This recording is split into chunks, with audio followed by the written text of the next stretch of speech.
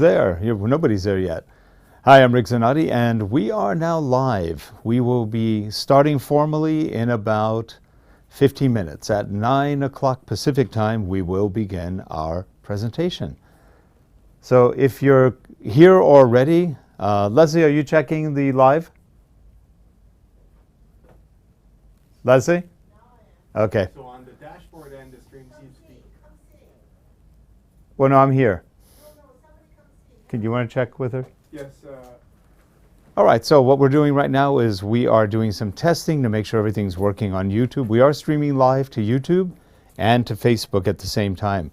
If you want to go to Facebook versus YouTube, it is under, I think it's under Relate Corporation. So if you go to facebook.com/RelateCorp, RelateCorp, then you'll be able to see it live on Facebook or here on YouTube. So yeah, it shows up big on the top of the... Okay, so it's easy to spot. Okay, good. When do we try to connect to the Zoom? I don't know, if he's on, we can try now. Yeah, actually, let me check. And I'd like you to check the time so that, for example, when I hit 10 or 10:10, let me know so I'll be off. So it's even better. It highlights it as the first thing. Yeah. Besides just saying live. Yep, that's good. Oh, did my clock go away? Okay. Oh, sorry, I put it on the other table because it was plugged into the script here and it didn't quite read. Is it still plugged in? It is, yeah. Okay. You guys need something? No, I think we're good. Okay. I'm not seeing the Facebook stream though. It's like it says it's going on the Phoenix end, but I don't know why it's not. You don't see it on Facebook? Bring up Facebook on my side to see if I see anything? We have to go to Relate Corp. Facebook.com/RelateCorp, right? Yeah, but it doesn't seem to be going.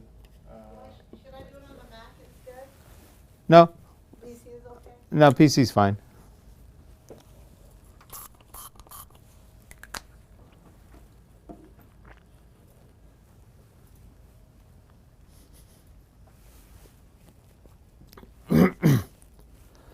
So Facebook's not streaming? I don't think so. Let's see. Well, Leslie's gonna check. Also, Okay. We don't have to worry about Facebook. No, we stream every week to Facebook, don't we? Yeah, but we didn't stream both. I wonder if it's because we're doing both the YouTube and Facebook. Oh, she sees it on. You see it on Facebook? Oh, okay. Oh, so we are going On Relate Corp, right? Facebook.com/RelateCorp. We are what? Yes, I am. All right, yeah, I'm checking and I can see it now too. It just took a little bit. Okay, good. So we're live in both. Now, let's say I'd like you to get out of it so we don't consume bandwidth. Yeah. Facebook.com/RelateCorp. Okay. I'll need you to get out right before we start because we don't want to consume all the bandwidth internally. We're just a tad right on C200. I think something that... Okay. You want me to go on my phone? Oh, I can see it here too. You want me to go on my phone? Wait a minute. Am I in or am I? You don't need me anymore, right? What? Not right now, You no. don't want me to go on my phone? What do you mean on your phone? Look at Facebook or look at YouTube? I think we're good. No. Right now, this is the C200's chat. Harold, Okay. couldn't get yourself on Facebook and I saw it. It took a while, I guess. I'm seeing it now. Oh, okay. Oh. Am I well here? You see me there, right? Yeah. Okay. Full body. Okay. Well, it's actually good you guys started 15 minutes early. Well, it's always good to test. Yeah. No, but it's actually better. You guys are good now. Yeah.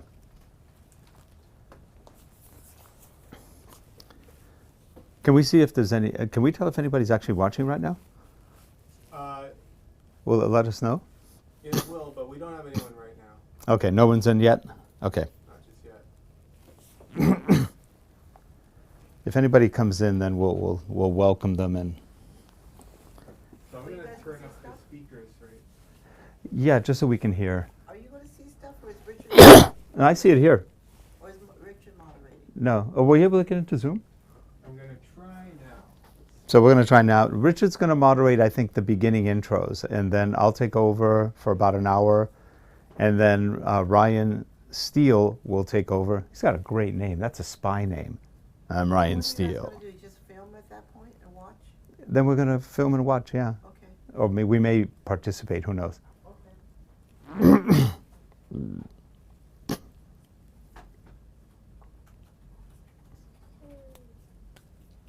Let's see. His link that he sent was a registration link. So what it's going to do Oh, is jeez. it's going to send an email to your connected relate because that's what he invited. Oh, You didn't see it on your phone?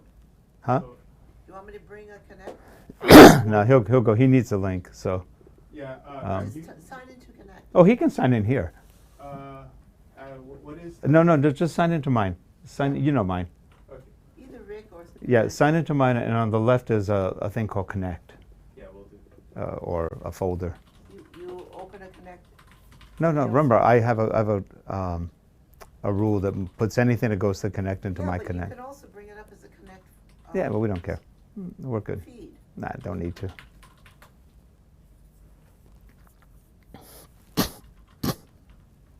Boy, don't you have your Gmail and don't you have your other things as feeds?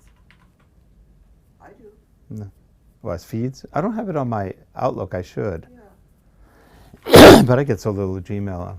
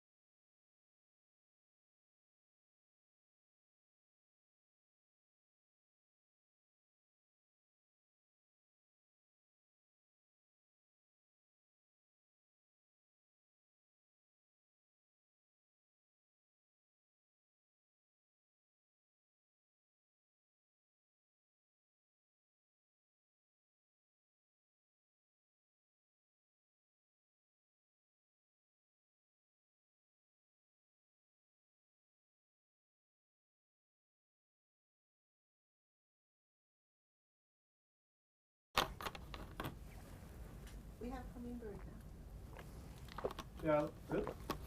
Huh, what do they go for in your? No, we don't know yet. Okay.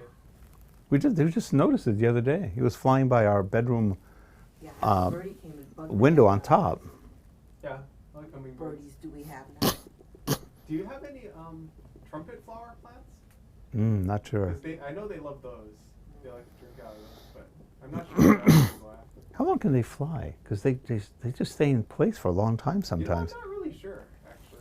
That must take a lot of energy. They're the Harrier jet of birds. That's why they need to drink nectar. It's basically pure sugar, because that's what they need. Just like a Harrier jet. They You don't just wanna keep. have a Yeah. hummingbird? Did you know Harriers need like 130 gallons or more of water just to allow that without burning out the Yeah. You engines? sure you don't want a hummingbird feeder for your mom? We could.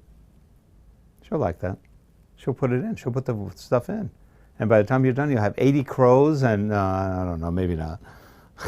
I guess we It's could. a mini version of what they do with the rocket launches with all the water. Yeah.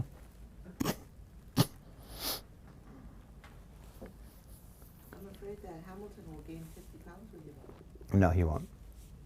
I've I become will. diabetic. I will make sure of that. To feed him apple pie. No, no, she's going to have some severe restrictions on that.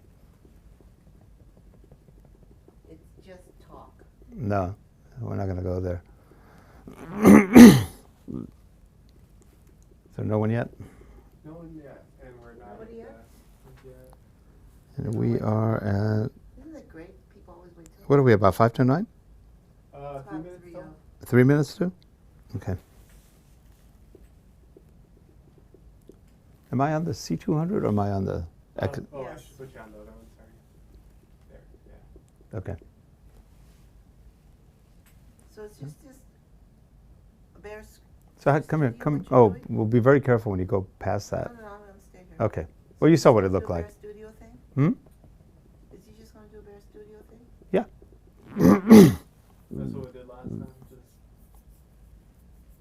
The only thing behind that is a bare wall, so what does it matter? So wait a minute, how are you gonna do? You just gonna zoom in on him and so? No, we're not zooming in on me. It's just we have two cameras, that one and this one. No, but you're just gonna show. That's the full screen, full shot from head to toe, and that one is more about from about waist up. Are you gonna use your green screen? No, Okay. I'm not going to take it down. All right. it gives a contrast for us, so we Yeah. just show it as green. Usually. All right. And my Martian hue comes out. My mom told me the other day, "You're an alien. You're not really from here." Because he doesn't have anxiety and hysteria. She said, "You don't worry about anything." I go, "I worry a lot about things. I just don't let it get to me." Here's another thing. She doesn't worry about anything either. She What do you does. worry She does. She just talks a big game. All right. Well, we're about to start, so thank you. Okay, and I'm not muted, right? No, I unmuted. Okay. So how's the levels? Check, check. Hi, everyone. Check, check. 1, 2, 1, 2. Yeah, we're about -6, so we should be good. Okay. Hi, I'm Rick Zanotti. In case anybody's there, we are going live. Well, actually, we're live, but we're going to start the event in about 2 minutes. We're waiting for Richard Meyer King to open up his Zoom room, and then he'll be on Zoom, and we're streaming this live on YouTube. That just reminded me, should I put the Lytra on the 705 instead? No, I'm good. I can see it there. I just kind of geared light, boom. I could actually see it right Yeah. there. It Alright. just at first I thought it was something else like a bag, and I want to make sure I'm looking at the right thing. Yeah. And I can see the lakes too. So All right, looks like they're opening now, so now it's letting us. okay, so the Zoom meeting is opening up. We should be in Zoom shortly. Oh, it let us go in, but we're still waiting. By the way, if you want to be on mic, also you should be. Yeah. So if you want to interrupt or say something, because I'm suspecting some people may ask questions and we may not hear it well. Maybe you can let us know. How you doing? Hey, Rich. Good, good. Hi, Rick. How are you? Hi, how's it going? Pretty good. Pretty good. Now, is that Rich or no? Yeah, I'm right here. How you doing, Rick? You are there, because I'm not looking at there. I'm looking at our TV's over here, so when I look at the camera, I don't see anything. So I'm well. How about you? Good. I'm in the waiting room right now, so you can't see me yet. Oh, that's why I don't see. I see. Yeah. Okay. Actually, Rick, I should be putting out this Zoom NDI to your monitor there, right? So you Um, can actually see them. sure. You probably see my ceiling in the garage. Are you in the garage? Yeah, You I were set my outdoors last garage. time, I think, right? I was on the patio last week, That's what I thought. There you are. and then I was getting eat up by mosquitoes, so I thought I had to get out of the patio and get in the garage. So we got 9 o'clock. Anybody in yet? I don't have any We've stream. got Ray Mortallone here. Hey, Ray. How you been? Good. How about you? Good, good. I had stem cells done on my knees and uh, been through about, I guess, 3 months, and they're getting better. That's what Things are Richard getting had better. done too. This is, it really works. I guess they say as long as you go to a good guy, it works well. Hmm. You know, I sent Ray to the guy that did me. Oh, that's good. Okay. What did you have, Ray? I had stem cells in both my knees, but I had arthritis in one of the legs, and Uh, the other leg had like a torn ligament. yeah, And the stretching is getting better, and it doesn't feels better and everything too. that's great. Modern So I'm done science. with the therapy now. I'm kind of on my own, and it's pretty good. The gyms are opening now too, so they have the Yeah, pools and the jacuzzis open now. So that's pretty good therapy too, I think. that's good. Yeah, arthritis just happens. There's not much you can do about that. Even if you stay in great shape and move around, it just sometimes happens. Yeah, And the knees get a lot of beating throughout our lives. yeah. Try different shoes and different, you know, knee braces and stuff. You know, keep on dabbling around with different stuff, see what works better. I found that some of the best, for example, tennis shoes or just that kind of shoe, I get New Balances. The Mm. New Balance are orthopedically pretty good. They're a little wider, a little longer. They're not bad. Hmm. Rick, is there Yeah, one? sometimes they're a little bit wider too, and that's what I kind of had a problem. I was getting shoes, my Pacific size, like, uh, and I was getting like calluses on Oh, my right. feet. Yeah. So I kind of opened it up, and so I think next time when I buy another new pair, I'm going to go just a little bit bigger, half Yeah, size they've got like bigger. what they call 2Es and 4Es. I think I get a 4E, but I may only need a 2 nowadays. I'm not sure. Yeah, right. Or even go to the wider size. Yeah. It's alright if I go get a notepad just in case I need it. Oh, sure. But I'll be right back. Oh, we'll have Leslie. You want Leslie to get it for you? Uh, Oh, you can oh, go ahead. 'cause- yeah, we're done. So, Rich, so we've also got this going live on YouTube and Facebook. Really? Wow. So we're We're on getting YouTube right around. now. On YouTube, it's youtube.com/relatecorp, RELATECORP. And no, I'm sorry. On YouTube, it's Relatecasts, RELATECASTS. Yeah. I think I sent Yeah. that one to you last night. But we also went live on YouTube, which is facebook.com/relatecorp, RELATECORP at one word. So we're on both of Great. those right now, and we've also got the Zoom thing going here. So that way we can bring other people. If anybody wants to come and just see it, they can just show up. Yeah. Yeah, I, that's th- I think great. I have a friend of mine who lives in Argentina who's going to come today. I think he's going to try to get in. All right. Nice. He was a student of mine 41 years ago. Wow. Long time. What a trip. What a trip. I was listening to you talk one day. You're very fluent in Spanish, it seems, too. In Spanish, I was talking. Yeah, no, you were, we had some people uh, at one of our live classes, one of our live events, Yeah. and you were talking, maybe it was Hector, I don't know, but you were talking to somebody in Spanish, and Oh, I was interesting. like, Okay. I wow, don't remember who I he's was very talking to. fluent. You're very I'm fluent. fairly bilingual. My writing isn't as good as it could be, but I can read, write, but definitely I can talk. And they all laugh because they go, "You have a Yankee accent." uh Somebody come in? Oh, you do good. You sound great. Did we just get somebody coming in? Yeah, looks like Yeah, it. So Lorenzo? Tish and Richard, are you there? I'm gonna check in and see if Tish and Richard are there. Can you hear me? Yes. I think they're getting set up. Good, good. So these are a couple of students of mine. Tish and Richard, this is Rick Zanotti. You can see him with the green screen behind him. Yes. Hi. He is a Hi, Tish. And Rich. he is a Hi.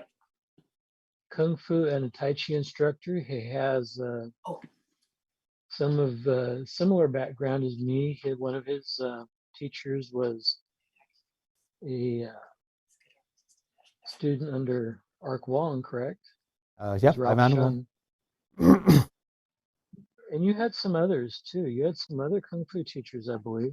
Cam Ewan, Johnny So, YC Jang, Professor YC Jang. Let's see, YC Jang passed away. Cam Ewan, I think, retired. And Johnny So, I think, also retired. We're all getting old. I may be getting older, but I refuse to grow up. But I'm older than Richard, so. Yeah. I think I've got, what, 5 years on me? And he's had some really good Tai Chi instructors as well. Oh, I also, yeah, for He's Tai going- Chi, I learned actually Tai Chi with all of the ones above mentioned, and then I also learned with Wen Mei Yu, who was, I think she's retired too. She's probably in her 80s right now. She was very good. I had a pneumonia about 27 years ago, and I felt I needed a different approach to Tai Chi, and she taught Wu style, which is very good for the health, and it was good. Within a month, I was almost back to normal, and then I worked out with her I took private lessons with her for about 6-7 months on Wu style. I enjoyed it. It was good. In fact, we're going to talk a little bit about some of that in what we do today.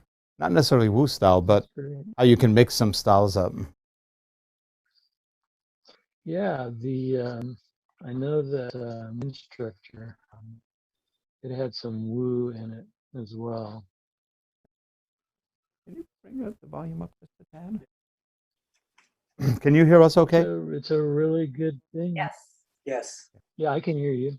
Okay, great. Excuse me. Yeah, the Tai Chi and the Qi Kong all were so good health. So did you want to start, Richard? Sure. You want me to introduce? Oh, I did introduce you. Didn't. Do you want me to start stretching stuff? Oh, if you want, or I can do it, or however you feel like.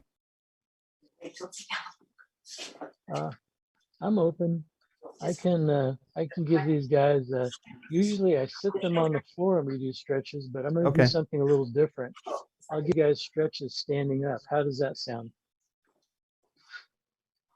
Yeah, that sounds good. I'm gonna take. Okay, good. I was gonna say I'm gonna assume from your silence that sounds good. Need any help moving that couch? Yeah, you want to come to the scene? We had our stadium seating all set up here. Yeah. It's a recliner, so it's very heavy.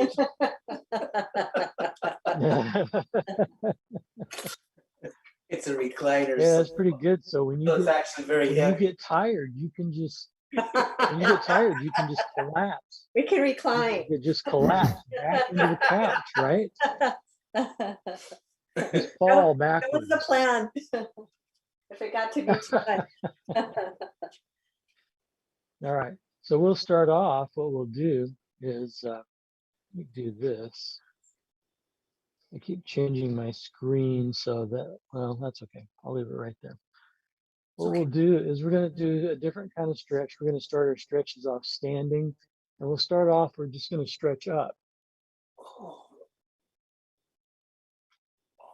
And then push the hips forward, arch the back like you're drawing a bow.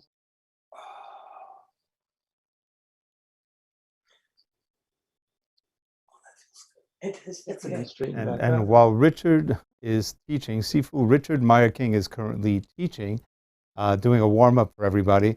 So we are starting the event right now, and I think we're calling this, Tai Chi Chuan for longevity and health?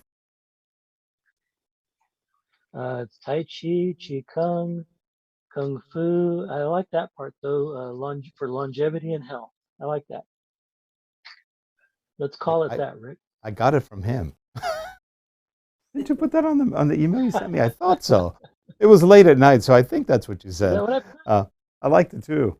Yeah. Uh, Well, you know what? Probably you're right. It was late at night. I was going to send it earlier, but as I was sitting at the keyboard, I dozed off. oh, that's funny. I've done that many times. So I So anyway, probably had it. welcome to the event. We're going to be running till about noon, maybe a little bit later. And so let's see, for Richard is now starting out just to warm people up a little bit, and then we will continue with myself, and then Ryan Steele will be on. He'll be also teaching.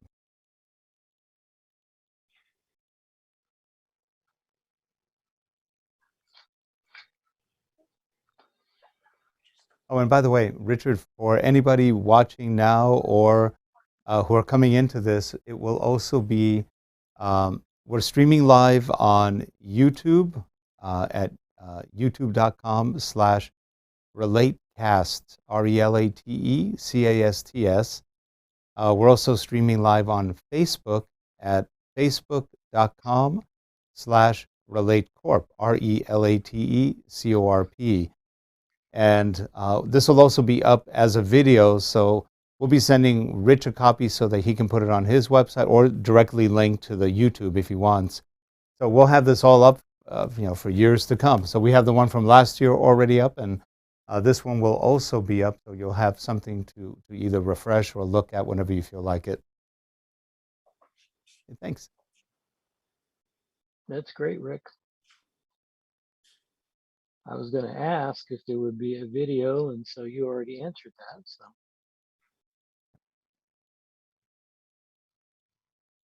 now then, this leg that's stretched out here, let's go onto the heel and point the toe at the ceiling.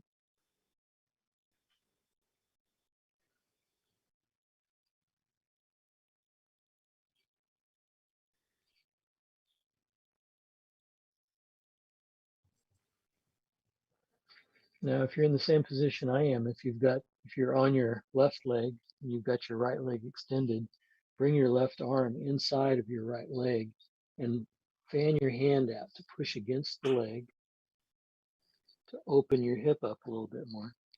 And then you can take the right hand and reach out to the right leg, even go out to the toe if you can. If not, go to your knee, your shin, go out to wherever you're able to go, wherever you're comfortable going.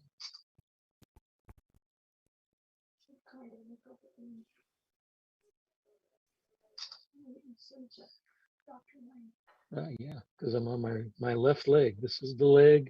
This is the leg I got my stem cell injection in. Working really good.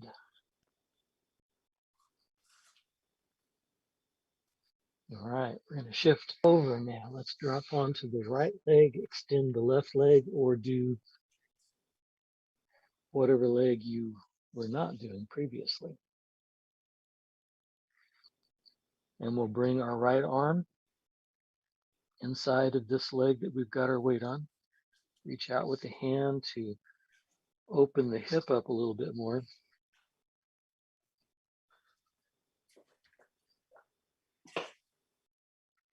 And we can point the left toe at the ceiling. We've got the left hand on either the knee, or you can stretch out to the shin. And if you can reach all the way out to the toe.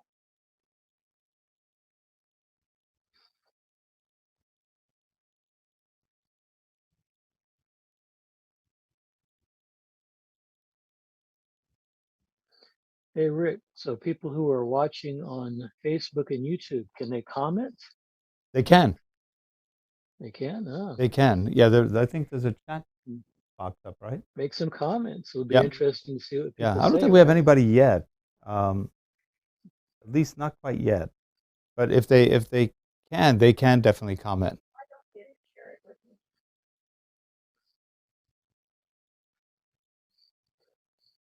All right. So, and you know what? Maybe I don't know. Well, maybe I'll talk to you about this when we're when we're chatting alone. But I have a feeling next year we'll be able to do this live. That'll be good. Yeah.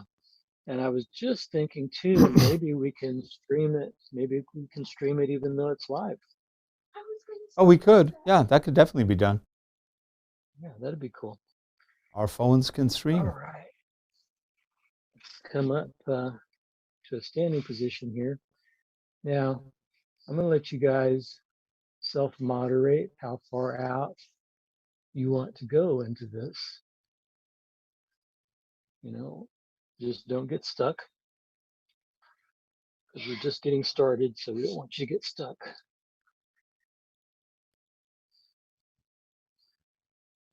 I didn't warm up, so I'm a little bit tight. Okay, let's sit back.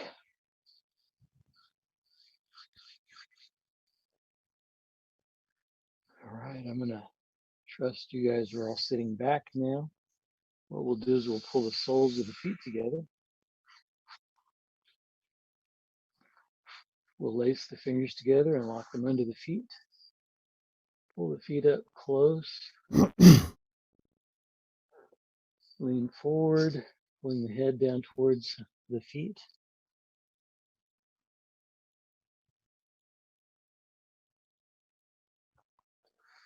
Slide the hands up to the knees and push down on the knees.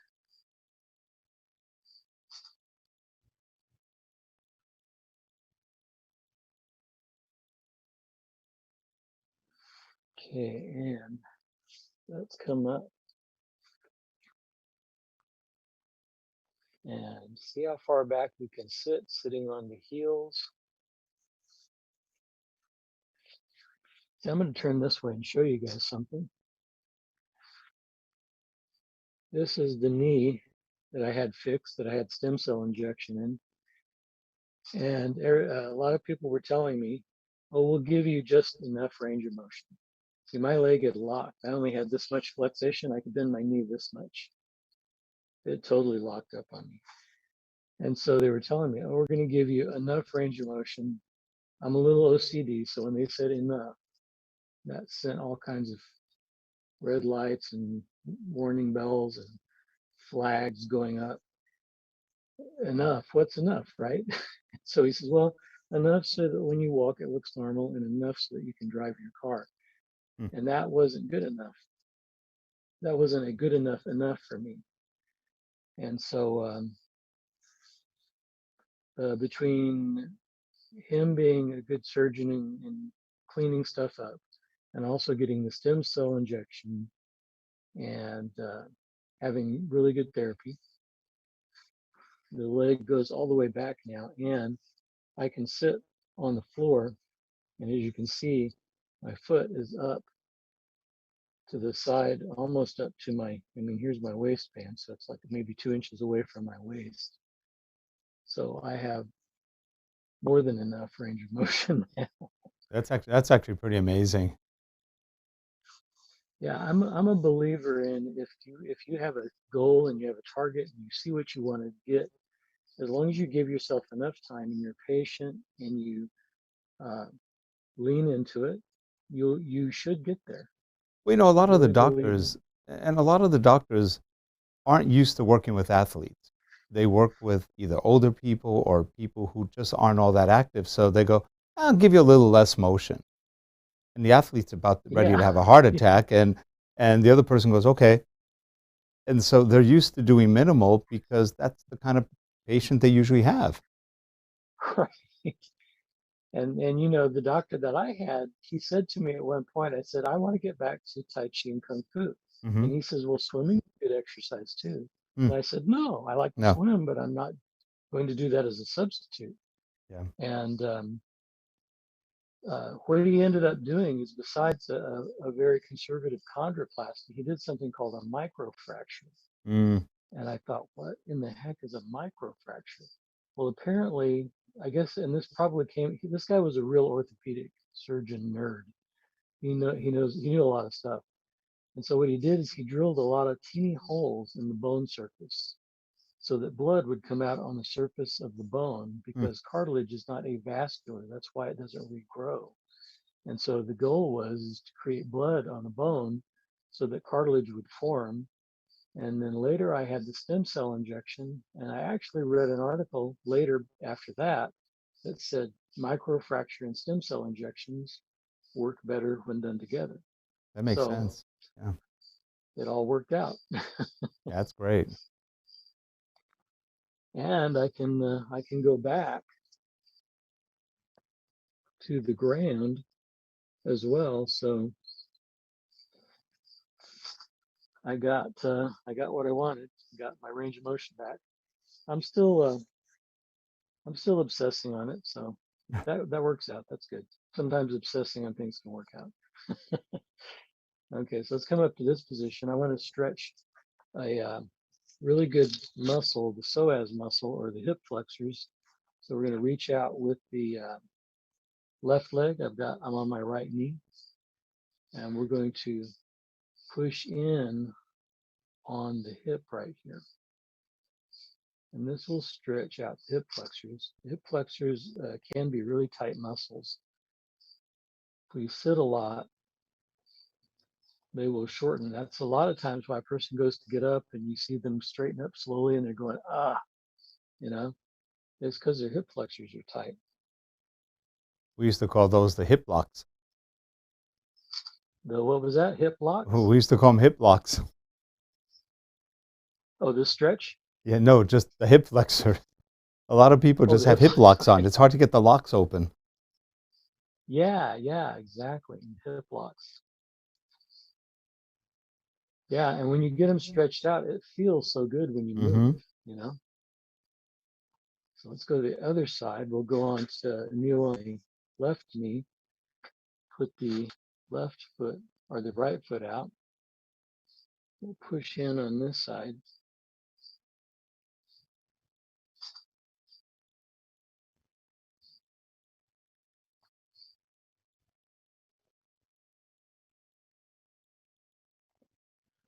I figured I will show you guys maybe 50, 20 minutes of the which in a robe form, but it is 0 to very, very minimal impact. Probably won't do the whole thing, but I'll give you part of it. And I'll give you some exercises with batons. I've done this with seniors, and the seniors love swinging those sticks around.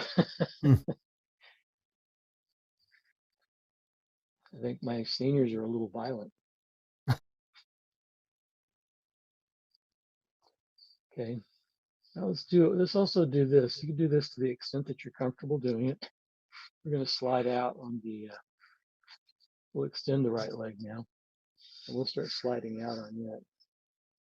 We didn't do this on the other side, but we'll go back to the other side and see how far you get on this as well.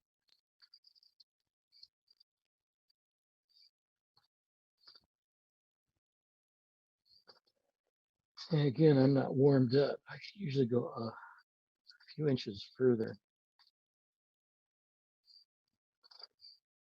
All right, let's come out of that. And we don't want the other side to be jealous. So let's turn around to the other side and make sure that it gets some equal time. You extend that left leg, we're on the right knee. And you just slide out to where you're comfortable or where you have your least degree of discomfort, I guess.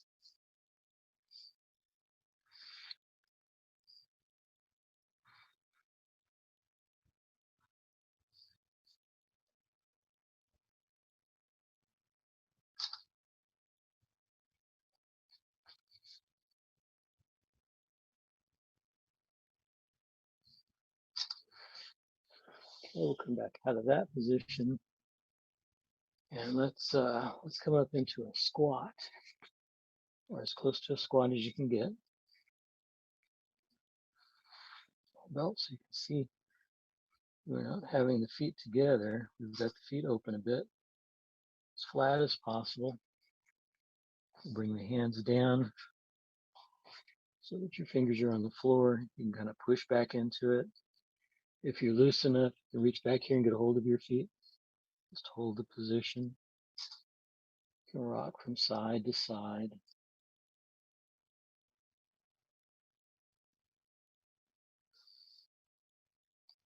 Forward and back.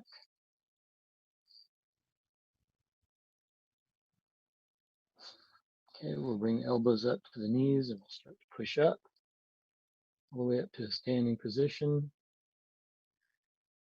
That and holding horse stances. I was doing a lot of horse stances in a class one time. And at the end of the session, I had one. I always like to tell the story, but I never tell who said it to me, just to protect the innocent. But I had a person come to me at the end of the class and say, you know, I really love those horse stances. And usually people don't like it, right? And I said, well, good, that's great. And the guy says, yeah, I've never been so regular in my whole life.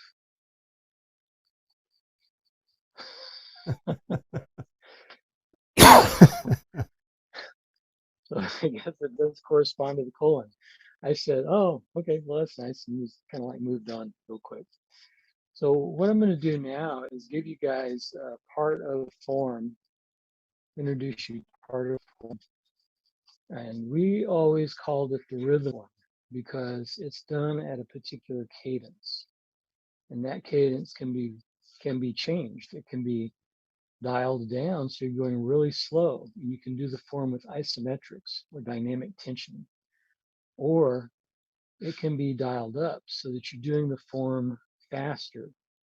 And so when we're doing it fast, we can be getting aerobic exercise. We can be getting cardiovascular. When we slow it down and we do it with dynamic tension, then we're getting anaerobic exercise. We're getting muscle tone, and we're working different aspects of the body. So I like the exercise because it's variable. You can change it up and get different things from it. So we're going to do it slow and not necessarily dynamic tension, but we're going to do it slow and soft so you can see what moves are. We might speed it up a little bit so you can experience some of the cardiovascular benefits of the form. But you'll also see that the form is minimal to maybe zero impact. And for me, I have something called hypermobility syndrome. All of my joints, you see my fingers here, how they're bend back. All of my joints are like that. And some people will go, oh, cool, you're flexible. Well, it's not so much flexibility, it's instability. So I work very hard keeping my joints stable. That's why good mechanics is important to me, is because if I do something with bad mechanics, it might hurt that thing. And I've learned that experience. So the first thing I'm going to show you is the stepping. The stepping pattern to this is very simple. For the most part, you'll be moving left and right. Sometimes you'll be moving forward. It's done just as I said, you do one side, you do the other side. So the form is practiced bilaterally. You do a little bit, you move to the left, then you move to the right. You move to the left, and you're doing this in cadence. So we're going to start off with just the legs. The step is we're just going to step out to the side, back together. Step out to the opposite side, back together. So we drop into a horse stance, and then we step to attention. Step out to a horse stance, and then step to attention. So this is just to get you familiar with the idea that we're moving left, right, all the time. We're moving left, right. And as you can see, you don't need a big space to do this in. If you have limited space, if you can step to the left and you can step to the right, you've got enough room. Okay. So now the next thing I'm going to do is I'm going to add another movement to the leg step. And that other movement is I'm going to be flexing my legs. I'm going to be pumping my legs. And the Chinese, as I was taught, considered the thighs, the quadriceps. They considered them like the second heart. So lividity is always pulling the blood down. So when we get the legs working, it helps circulate. It helps pump the blood back up. So we're having it coming up into the body, down into the legs, up into the body, so it's circulating fully. So we're going to get that leg pumping action going. So we're going to step out. As I step out here, we're going to flex 1, 2, 3, together is 4. Do the same thing on the right side. 1, 2, 3, 4. 1, 2, 3, 4. 1, 2, 3, 4. 1, 2, 3. Repeat. I'll let you guys count in your head. As I started doing this back when I was like 13, 14 years old. So I have counted to 4 many, many times. So I'm kind of tired of counting to 4. So I'm going to watch you guys a little bit while you do this. You might feel that in the legs. It might be really warming the legs up a little bit. Very good. Good job. Yeah. You guys have rhythm. You can dance. I was just thinking, when you play the ukulele, you go 1 and 2 and 3 and 4, and the Yeah. and motion is one, like the strum is an up strum, and Uh-huh. the single count is a down strum, and it's almost like doing the same thing with the leg action. Yeah. Yeah. It's funny because I play the guitar a little bit. So, in all musical notation, you've got 4 whole notes, right? So this is perfectly geared towards, musical notation.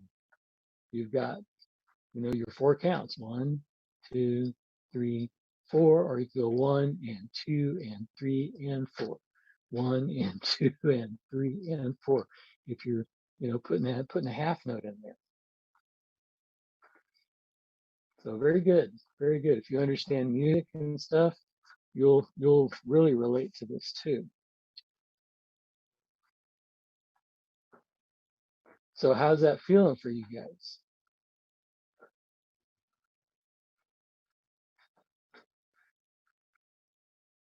Feels good. I just got to make sure I don't bend my All back. right. Just make sure I squat down, straight down. Yeah, exactly. Yeah, if I did this from the side, see if I just did this, the leg flexing, if I did it from the side here, see, we're just going straight up and down. It's like a merry-go-round horse. It's just going up and down, not leaning or bending anything.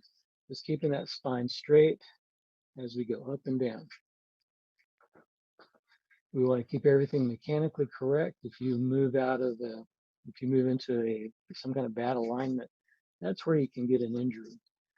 That's in my opinion, that's kind of a problem with working to exhaustion sometimes. Sometimes people work to exhaustion, but I think when you start to work to exhaustion, you start to lose, maybe you start to lose your mechanics. Maybe your mechanics go.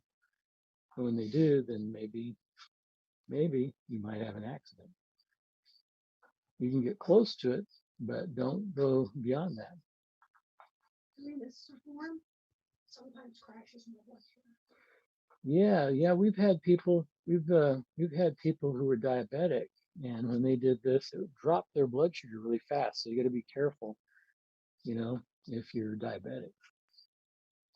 But exercise, I think, has been proven is good for diabetes. Some people have reduced or eliminated medicine by increasing their exercise. Exercise is on the top of the list with drinking water. Yeah, Gene says it's on the top of the list with drinking water. Now I'm going to give you some hand movements to put in with the, because right now all you're doing just rudimentary. Okay, so we're going to start layering, as I like to refer to it, layering things in. We're going to layer in some more stuff. We're going to layer in some upper body work. So as I step out right here, I'm going to bring the arms up like this. So like I'm making muscles. And then what I'm doing is push my fist straight up to the ceiling like I'm trying to punch the ceiling. and then I pull down and I push straight out to the sides, and then I step together. Same thing on the other side. Get myself centered here. I want to make sure I'm not going off camera. So now that I stepped out to the left, we always start to the left. Now then we step out to the right. So we step out and we go 1, 2, pull down, 3, 4, together. 1, punch to the ceiling, 2, 3, pull down and punch to the walls, 4, together. 1, 2, 3, 4. 1, 2, 3, 4. 1, 2, 3, 4. So we repeat this one. 2, 3, 4. Now, if I turn sideways, just to show you from the side, how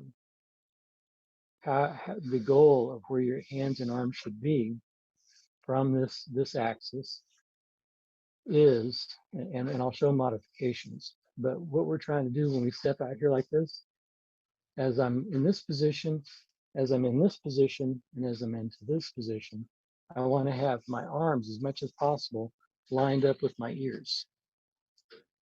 Now, if that hurts your shoulder, if you have shoulder problems, there's ways to modify this. So I can bring my hands up here. I don't have to pull way back. I can have them right here. And I can punch up like this, down to the sides, and then together. So just know, and I've had some people who had bad shoulder problems. So all they could do is they could pull to here, punch straight ahead, pull back and down. So they came up here. This was 1, 2, 3, and 4. Or 1. They had it all shoulder level. So it was like 1, 2, 3, 4. So I don't think any of you are quite like that, but just know that you can be anywhere from here up to here as you're doing this, okay? So let's keep that going. So we're gonna go 1, 2, 3, 4. 1, 2, 3, 4. 1, 2, 3, 4. I don't know about other instruments, but you know, when you start off, you're like playing a note, picking a string. And you might do some real simple picking techniques just to get used to that 4 count, right? So that's what this is. This is a 4 count.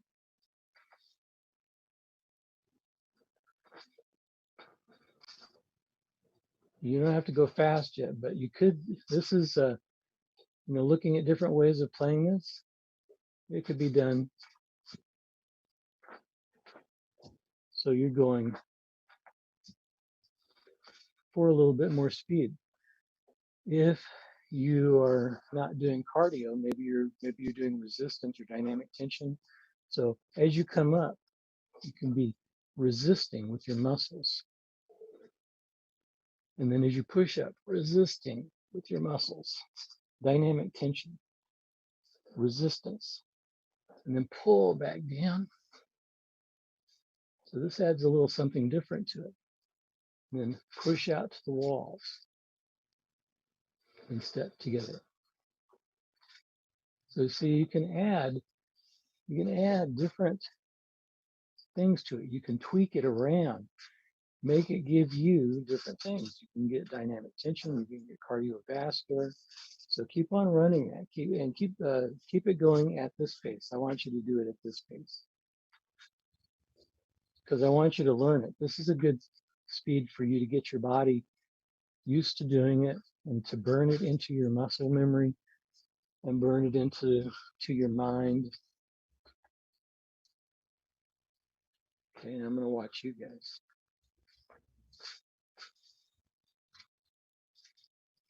Good. Perfect cadence. That's what I want you guys to do.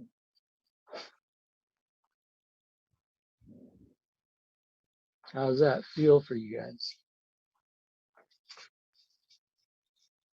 Yeah, I can feel the shoulders now. Feel your shoulders? Are they there? Yeah. Good job. Yeah, appreciate those throwing those thumbs up at me so I can see. Good job. So now I'll give you another section of this, okay? This one, we stepped out here. And the interesting thing about all of this stuff, it doesn't matter what it is.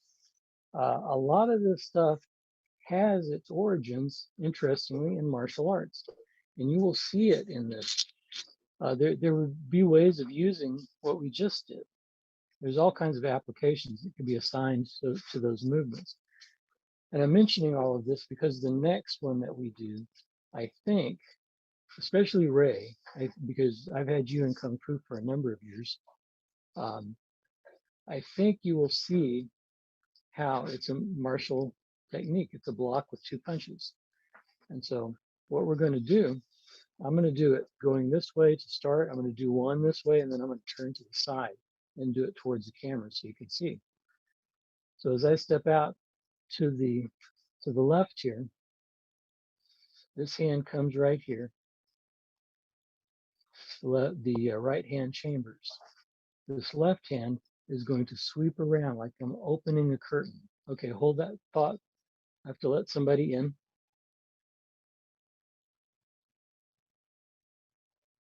Hang on just a minute. I got to drop into the waiting room.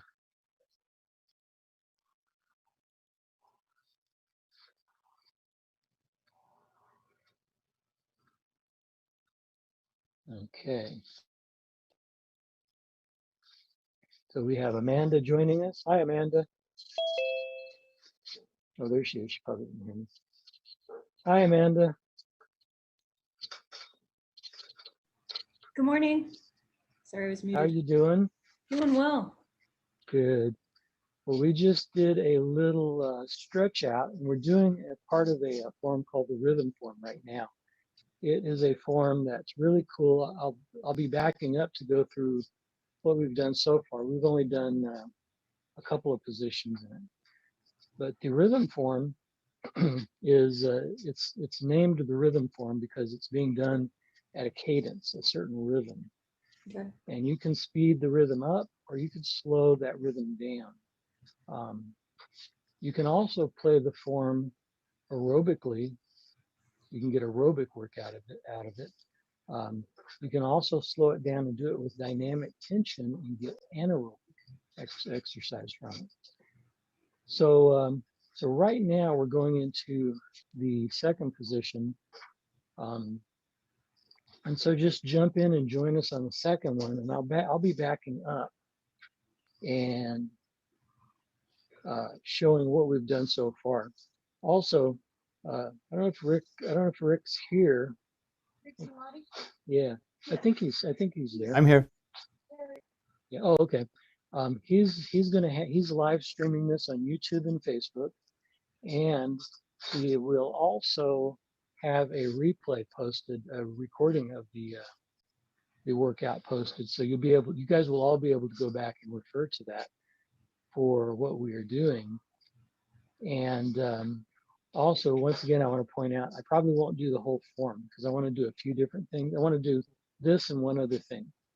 I picked this because this is a really good form to work you out, to make you move. If you do this right, you'll get little to no impact on your body, and you'll be sweating. You'll be breathing hard. Okay. So the second position that we're doing right now is we're going to step to the left each time we begin moving to the left, the heart side. So we step out. The right hand chambers, the left hand comes up here, and I'm going to sweep my arm out in a circle. It's like I'm parting a curtain. Now then from right here, I punch with the right hand. I pull the left hand back to the waist. I punch with the left hand. And then I step back together. Okay. Now I'm going to do it towards the camera. I step out. I'm chambering that right hand, which you can't see. I've got that left hand right here. It makes a nice circle and it comes around like this. I pull that hand to the waist and I punch with the right. I punch with the left, and then I step back together. So that's a block and 2 punches. So let's try that really slow. We step out here, we stand out, block, we pull that left and back, we punch with right, punch with the left, step to that side in, step out, 1, 2, 3, and 4. So we got our 4 count right there. We step out and block 1, punch 2, punch 3, 4, step back together. 1, 2, 3, 4. Step out and block, punch, punch, together. Okay, do that one side over and over, and then we'll do the other side.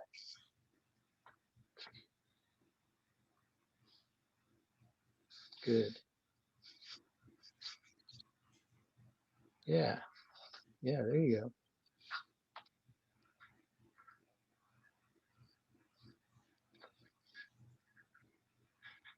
I like it when you guys are doing good. I like it when you have one side really good, because then you can turn it into a mind exercise. That's to figure out the mirror image of it. Shouldn't be hard to do. You know, we stepped out here, we did this side, 1, 2, 3, and 4. So now I'm just going to do the mirror of it, right? I step out here on the other side. Now my left hand is chambered. This hand is holding a cup right here. I open the curtain to the right now. Then I punch left, and I punch right, and back together. Let me alternate left to right. 1, 2, 3, 4. The other side. 1, 2, 3, 4. 1, 2, 3, 4. 1, 2, 3, 4. How's that? Feel pretty good with that? Good. Very good. Good job. Looks like you guys are doing good.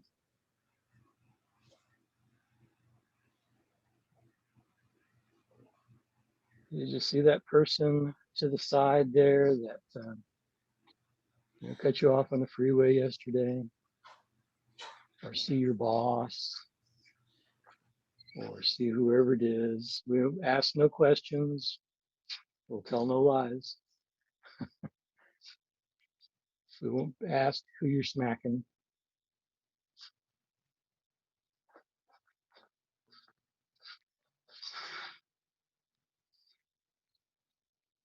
Now, one of the things I'm going to do with this form is I'm going to jump a little bit out of sequence. It has a sequence.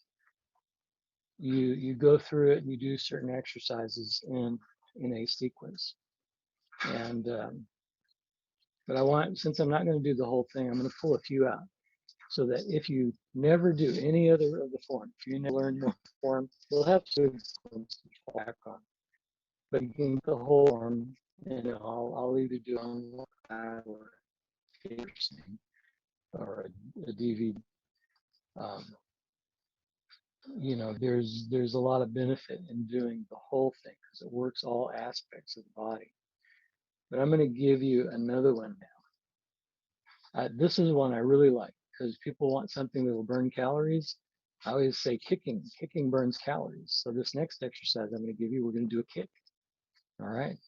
I'll show you what we're going to do. It's pretty simple. I will do it facing the camera, and then I'll do it sideways so that you can see it from 2 different angles. Make sure I got room back here, because at this time, instead of moving left and right, I'm going to move backwards a little bit. I'm going to move back with my left foot, starting again on our left side. So I'm going to reach back here with my left foot, and I'm going to bring my hands up high. And then what I'm going to do is I'm going to swing my left foot up and slap it with my hands and then put it back and then step together. So we got the 4 count. Again, I'm going to turn sideways so that you see we reach back with the foot and we shoot the hands up. 1, 2, put the foot back. 3 and 4. Sideways again. 1, 2, 3, 4. 1, 2, 3, 4. Okay, just doing one leg. So that's pretty simple, right? So you guys do that. And you guys are going to shoot your leg up as high as you're comfortable kicking up.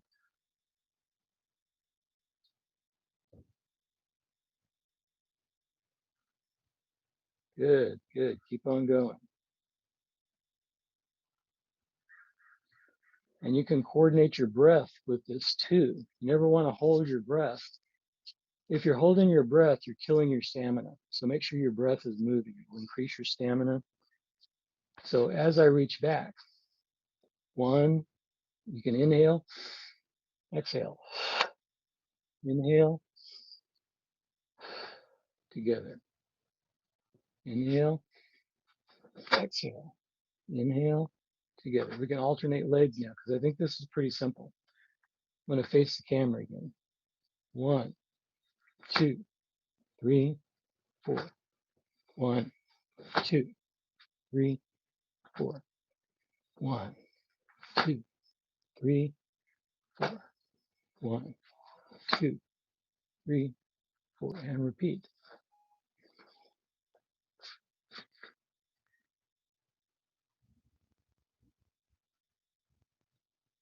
Good job.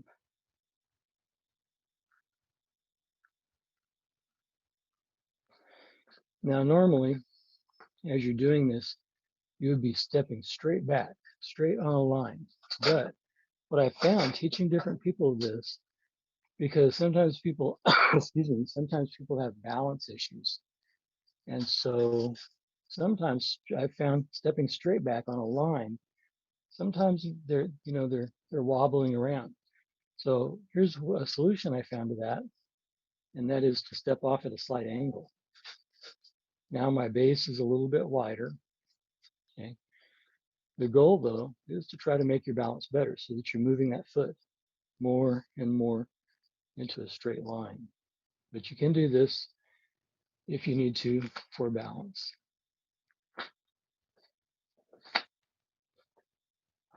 Okay. Keep doing that.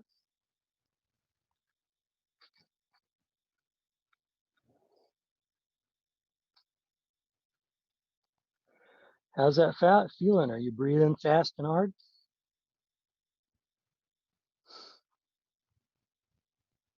Everybody just looks very serious. They're probably thinking, when is this going to stop?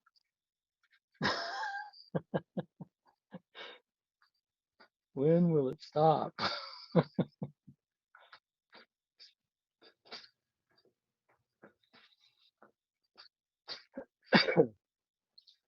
All right, I'm thinking of another good one I want to give you. So what we'll do is let's do this one. Let's do the squat. So we have one that has a squat in it. So we'll do the squatting one. We'll see how that goes. People don't usually like the squat. So the key on this one is I'm going to show it to you. I'll show you on one side and I'll explain as we're going and I'll show modifications for it, okay? So we can go, it's going to come up here like this. So I'm coming out into a cat stance right here. And I've got my hands right here next to each other. And then as I step out, I'm going to open my arms up wide. This opens, you can feel it stretching the chest. And then I'm going to come back here and I'm going to step out here with my toes out. And I'm going to bring my hands to my knees and I'm going to squat down. Now, if you can't squat real low, when you come to this position, just flex your legs to where you're comfortable going to. There's no need to put unnecessary stress on your knees, trying to go further than you can go. We don't want you to get down here and go, oh, I can't get back up, right? So just go down to where you're comfortable and then step back together. All right. So We go 1, 2, 3, and 4. On the other side, 1, 2, 3, 4. 1, 2, 3, 4. 1, 2, 3, 4. All right, keep doing that. I want to watch you guys do it. I want to see the serious look on your faces. Thinking, oh, I wish I were kicking again. Ugh.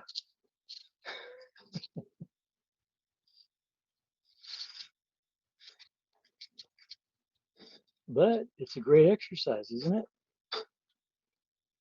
And you're not jarring your body. You're not getting any unnecessary impact.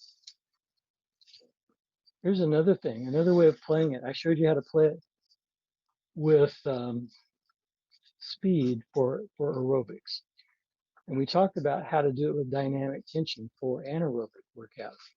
Now, how about this? You know, let's go to this one. When we do this right here, we're holding this position, then we punch the ceiling, and then we punch out to the side and step back together. How about this? I'm going to show you something else. This is really good. This is good if you've got osteoporosis, if you play the form this way, and I'll explain why in a minute. But all you're going to do is you're going to just step out and hold this position. You don't have to exert any force or anything, just the force of holding your body in this position. And I'm dropping into my horse. I'm flexing my legs, see? And then I'd put my hands up and I'd hold this for a while, just holding it. And then I would come down and I'd push out and I'd just hold this position for a while. You know, maybe you can hold it 10 seconds or 20 seconds. Maybe you can hold it 30 seconds or maybe a whole minute. And you step together. Now, what's happening is you're putting a load on your skeleton. And there's a thing called Wolff's Law. There was a doctor maybe like 100 years ago named Julius Wolff. And he found that when you put load on something's skeleton, the bones remodel up. They become denser and they become stronger. Conversely, if you stop doing it, if you stop doing those kinds of exercises, your bones will remodel back down and become osteoporotic again. But the idea is to put load on the skeleton. When you put load on the skeleton, you'll improve your bone density. Okay, so remember, that's another way of playing this, is just stepping out and holding positions. And you can do that with, you know, if I don't put on my skeleton this way, I could be standing here, and I could be reading a book, but I'm in a horse stance. I could be reading a book, or maybe you're having lunch. I know it sounds crazy, but Gene can tell you, you know, I'm having breakfast in the morning, and I might be in a horse stance, or I might have my leg up on a pretty high counter or something, and stretching and or putting load on the skeleton to increase bone density. So, Gene's, yeah. So, so that's a benefit from that. Okay. Now there's going to be a replay, as Rick had mentioned earlier, and I'm sure he'll mention it again, tell you where to look for the replay. It's live streaming right now on Facebook and YouTube, but he'll have a recording of this up so that you can go back and refer to it. Okay. Now, what we'll do is, remember that I sent you the message and I told you to have some sticks ready. I want to do a little bit of homework, okay? I want to do some time with you guys. Typically, you know, our thing, there's a lot of other benefits to this. There is just the exercise of swinging the sticks around. There is, you know, strengthening the hands. There's also neuroplasticity. It's working your brain. It's getting your brain to think of doing something that takes a little coordination. You're going to be doing this in a minute as well. This is just a figure 8 from side to side. Make sure that you're in a safe area so that you don't take out any lamps, ceiling fans, furniture, innocent bystanders, pets, or anything like that. Okay, so make sure you got room. You need a perimeter around you. All right, so I'm going to assume you all have your sticks. It's all in a safe place. Oh, look, hey, it looks like I see some safety sticks maybe, right? Very good. It looks like you bring a plane to land.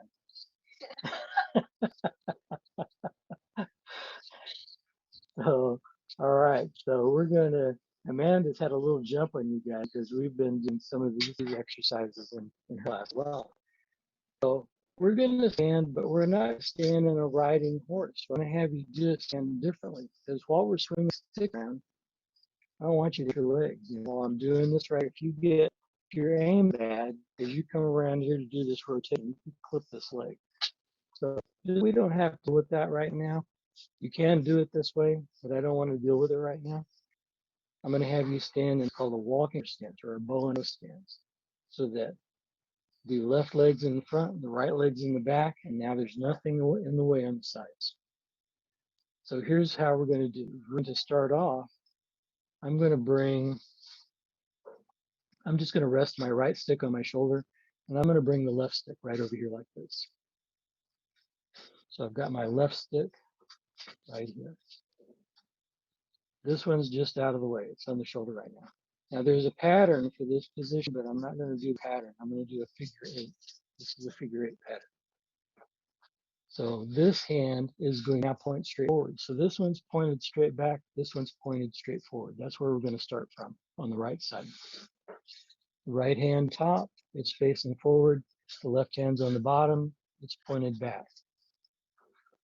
Okay, so now here's what's going to happen. This is going to be really this is going to be real chunky. This is going to be real kind of square or choppy. Choppy is a good word.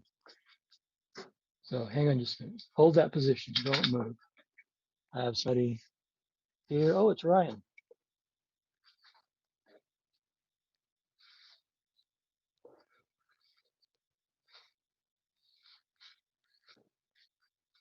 Okay, I'm letting Ryan in. I'll be right back out.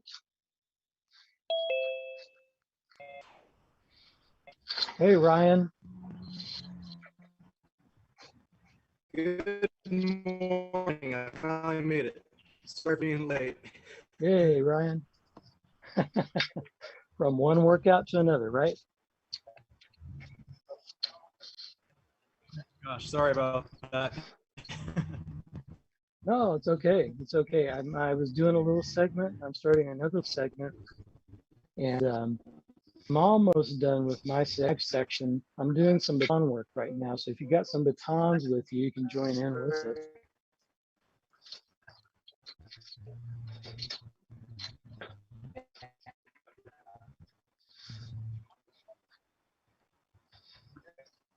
So, Okay, I'll go grab something. all right. So Ryan's done stuff, so we can hit. He's doing 2, 3 reps. So one thing, we got the left from the bottom, going to the way to the Nelson. It's hang on, you just hold that position. So you're getting some load on your skeleton. So I'm helping you remodel your bones. Hey, Art. Welcome. I just see his icon. He'll be on here. All right, so the rest of you guys, we're in this position. Now what I'm going to have you do is all you're going to do is you're going to carry your arms from the right side here. You're going to go over to the left side. And on the left side, we're going to open them up. And then we're going to fold them over. So now the right's on the bottom, the left hand's on top. Okay. Now we just go back to this side. This is very choppy. It's going to get smooth after a while. Now then we untwist the arms. And I continue that motion to here. I go to the other side. See if they got it.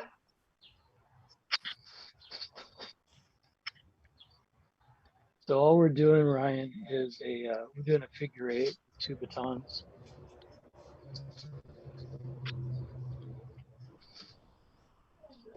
Good. So why don't you guys keep doing that? Are you on, Art? Are you there? Yeah, I'm here. Can you hear me? Yeah. Okay. Yeah, there Yeah, you I'm are, just Art. getting dialed in. Good morning. That's okay. Good morning and welcome.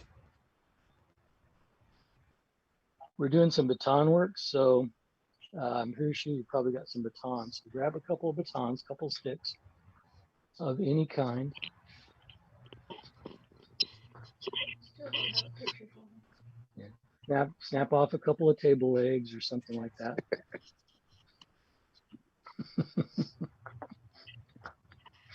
Not a table that your wife likes. Okay, Ryan, this will be easy for you, I'm pretty sure. So all we're doing is we're like doing a figure 8 with 2 batons. So I'll show you real quick what we're doing. Got the left, we're starting on the right side. This is going to be really choppy. The goal is to have this fluid movement like this.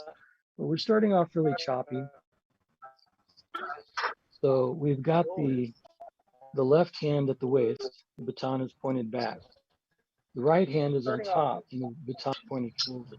So all I'm going to do is bring it to the other side and I untwist and then I continue that motion, rolling it back up. And then I go to the other side, untwist and roll it back up. You've probably done this probably with a number of weapons. This is kind of like a universal movement. You do it with a staff, you do it with swords, you do it with chain whip, you do it with so many different things. Can you hear Art? No, but Art's not saying anything, I don't think. Are you there, Art? Yeah, I'm here. Okay, yeah, he's there. We don't have a picture. Yeah, we don't have a picture on you yet. Is Yeah, that pretty?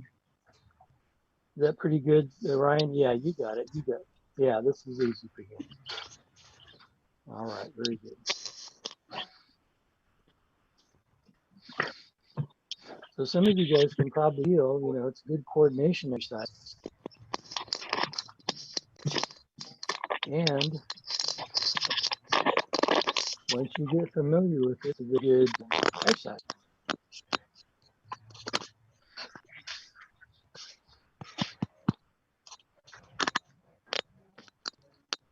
Now, one thing we can do with the batons also, just to, I'm going to experiment and see what happens with this, okay? If this crashes and burns, I'm just going to go to the next exercise because I don't want to spend a lot of time on it because I want to pack in what I can with you while I can. We're doing a down strike and a down strike and a down strike and a down strike, okay, with this movement. But it's also possible that I can completely reverse this movement and I can do an up strike, an up strike, up strike.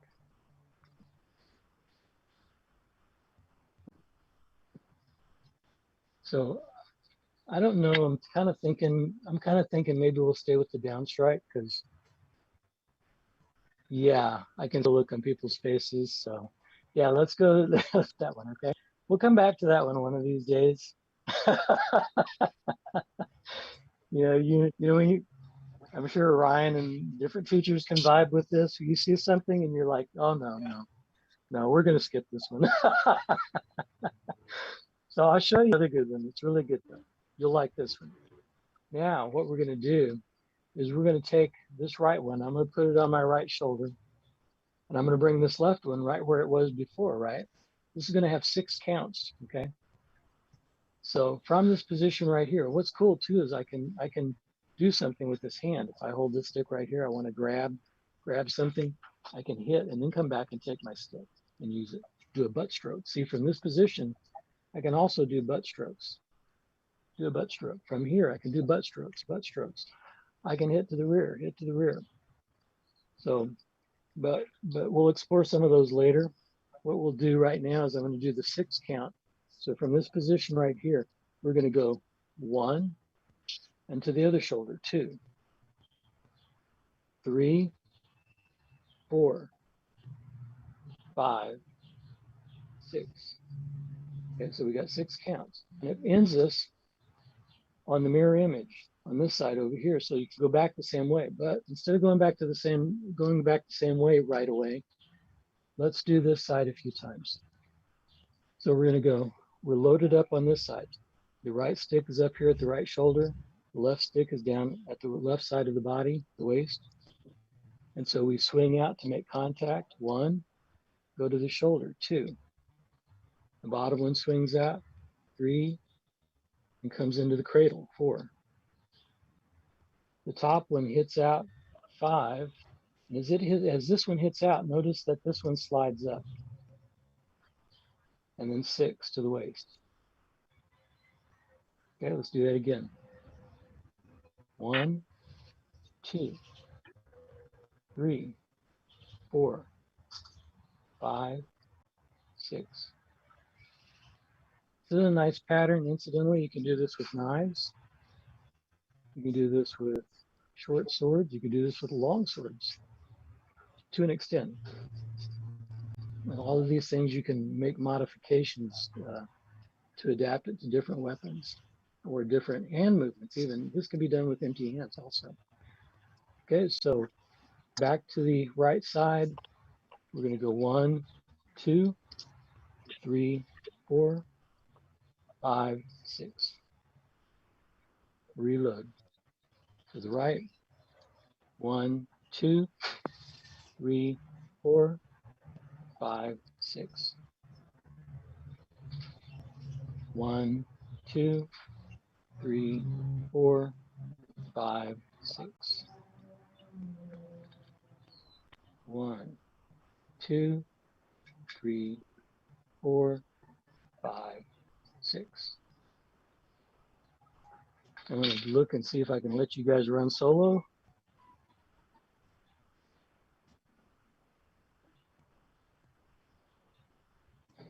See if I see any people with bewildered expressions. Next, you got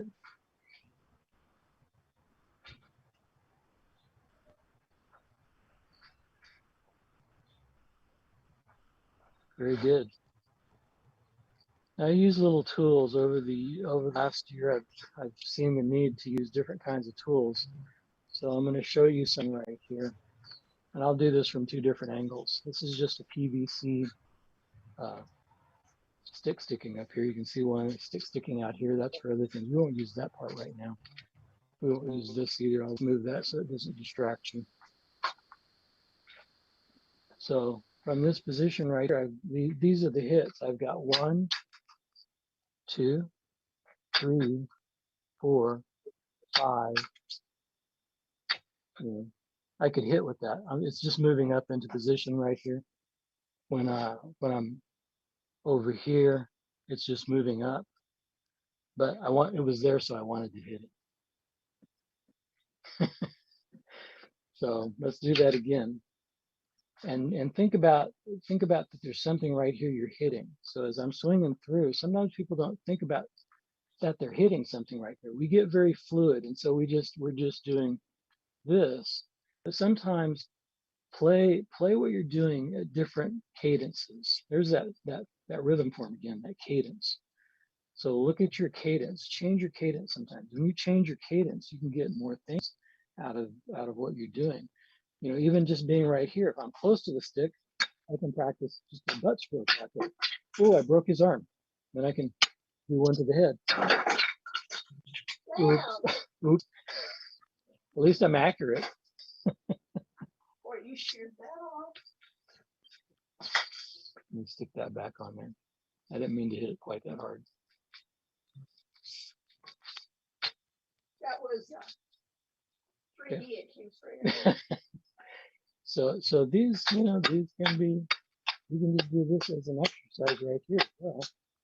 Just hitting this, So, and it'll work your accuracy. It's important to be accurate. This is maybe about the width of a quarter. You're hitting into a small area. So it keeps you on target. You know, you don't want to shoot out here like the guy's right here. He's like, and smacks you.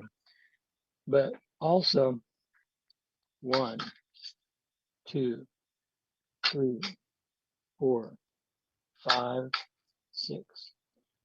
It's really a lot of self-control not to hit it with this one. Maybe we have to go back.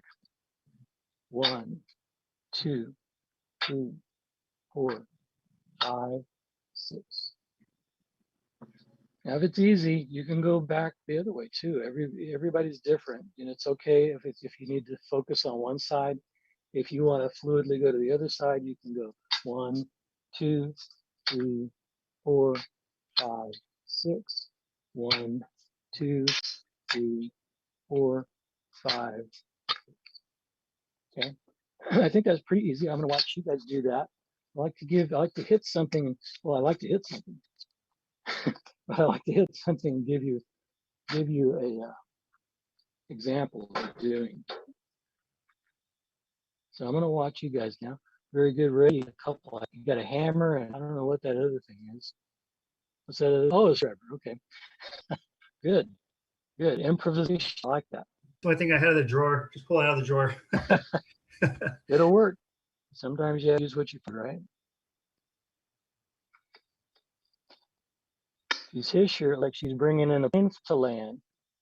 The pilot's probably going to be going, what kind of signals is that? Looks like she's trying to hit us.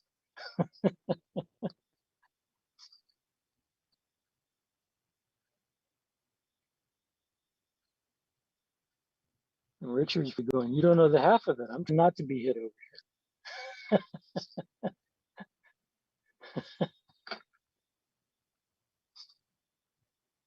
I made Richard put grips on my stick, so they're tennis grips.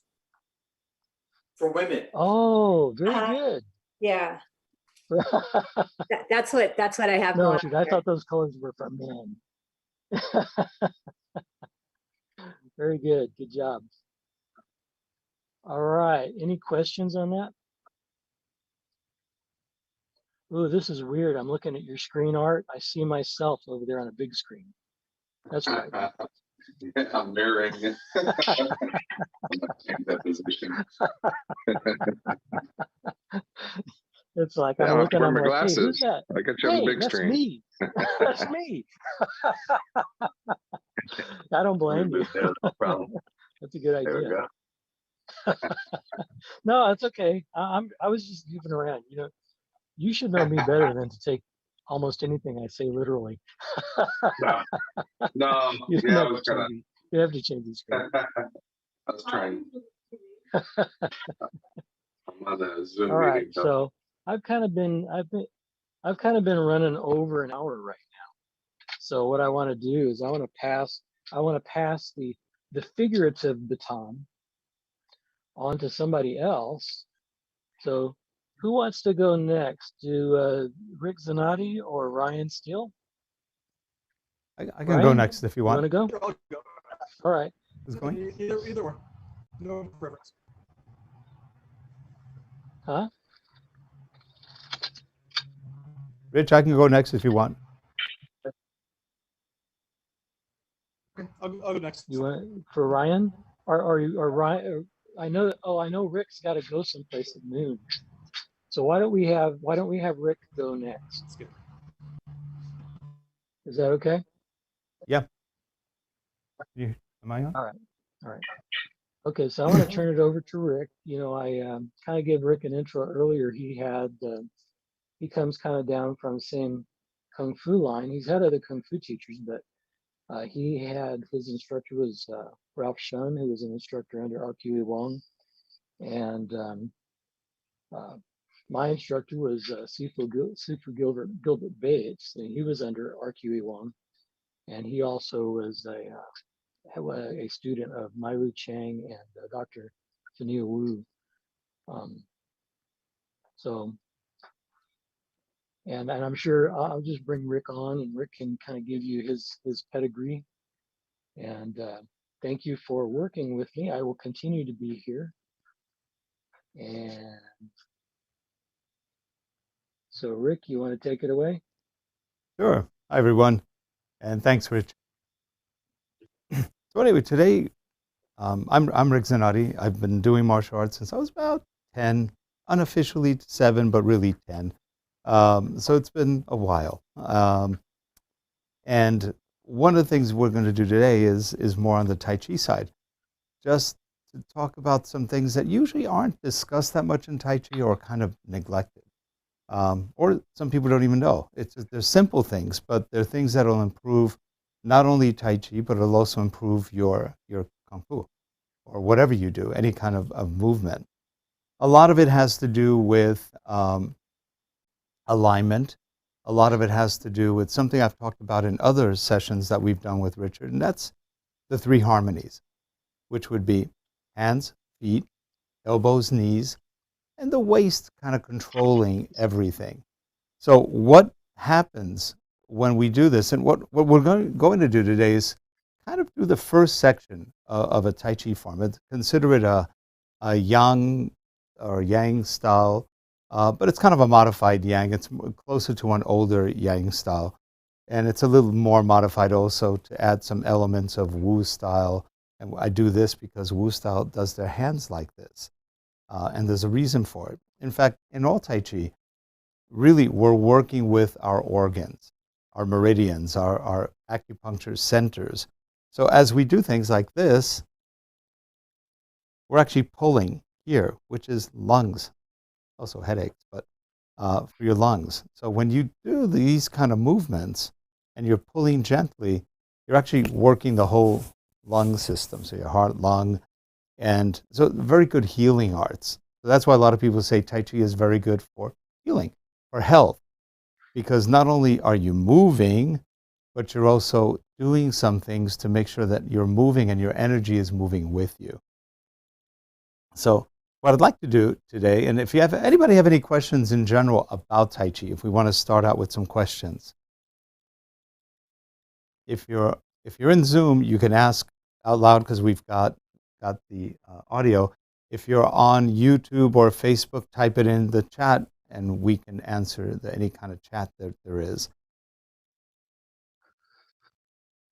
Nothing yet? Okay, let's start. Out here? Okay. All right. So let's start with Tai Chi. We're going to start the form. Follow along if you can or if you want to. So we're going to start with the basic movement. So we've got 2 angles in case you need to see, but basically you start, never collapse yourself when you do Tai Chi. Don't go like that. Just always loose, kind of like a policeman walk, where they kind of walk like this. Make believe you've got maybe a tennis ball under your arms, so there's always a little bit of distance. Hands relaxed. Knees not straight back, just ever so slightly bent. And so the first move in Tai Chi, you breathe in through stomach and diaphragm, and then you kind of bend down. You're just slightly bending the knee, and you step out to the side. Now, hopefully you can see my feet. I think you can. So as you step, that's a simple move. All you do is you bend, you lift, step. Be careful with that kind of thing because you're getting off balance. Just bend into it, step out, and then just step out. So now your knees are just slightly relaxed, arms here. And the first movement, you're going to lift. Now we're going to get a little dynamic with the hands. Don't keep your hands numb. You see a lot of this today. Gently pull your fingers open. When you get to the top, turn your palms. Fingers are pulling a little bit. Feel your middle finger, your index. Feel your fingers just gently pulling out. And then as you exhale,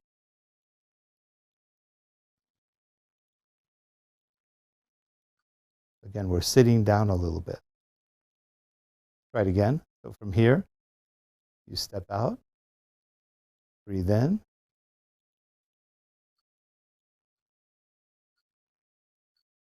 and out slowly. Now, first harmony. My hand is going to guide my foot. If you notice, my hand's here, foot straight across. As I move my hand, it's pulling the foot. So you're a marionette right now. You've got strings. So I move it back. Think of that. You're moving. I'm shifting my weight. As I shift, I'm going to hold the ball. So as I hold the ball, I lift my rear heel. The left hand is pulling the foot again, the heel. You step out. And now the waist opens everything. Arms aren't moving, really. It's the waist that's moving them. Arms are just spreading out. So if we do that again real quick, we start from standing, bend a bit, open, just relax. Breathe in.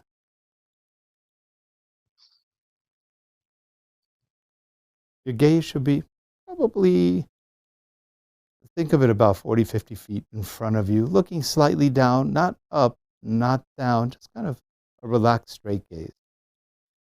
Down. The hand moves, pulls the foot.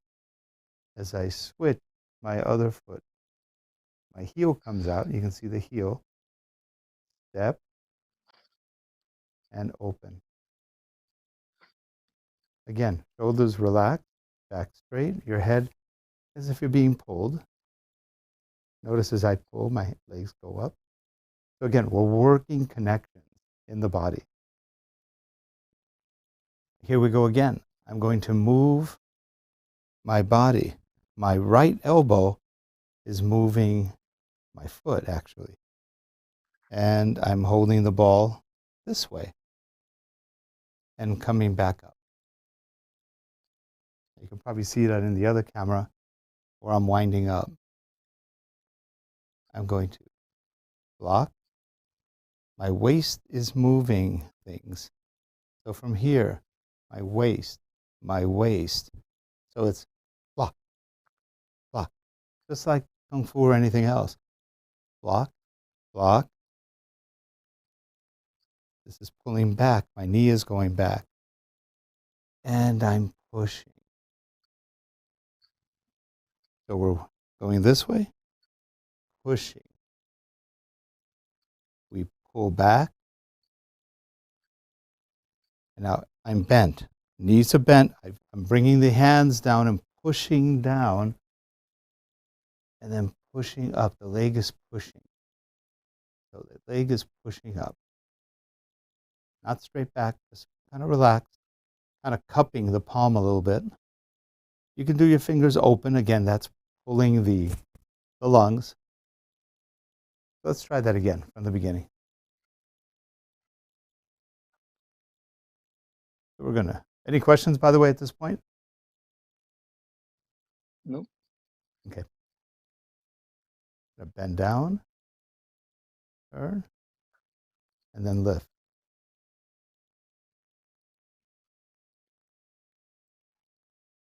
Pull with the fingers a bit. Go down like a big volleyball or beach ball. Hand guides the foot. You're holding big ball. Step. Then your waist opens up. I'm going to turn. My left foot is being pulled. I'm holding a ball again. Step. I push. I block. I block. The left hand comes back. I push. I notice on the push, I kind of go down and come back up.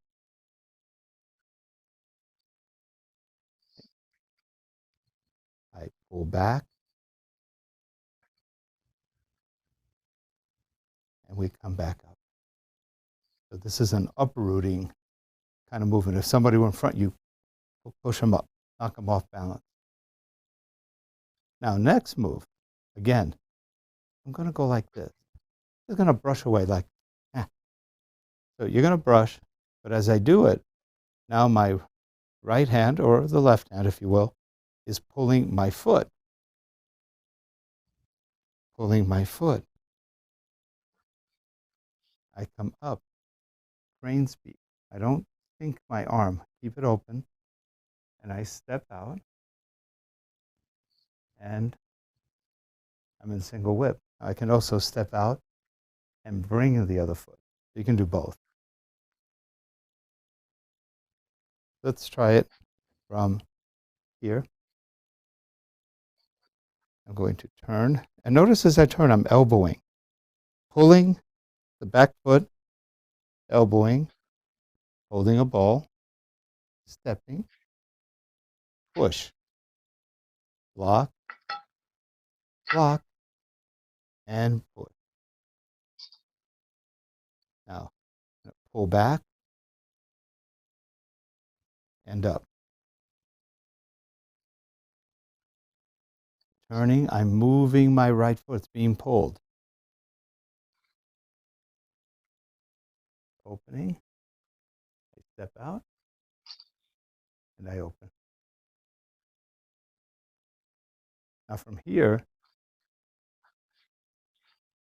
I'm going to turn. Notice as I move my left, my foot goes with it.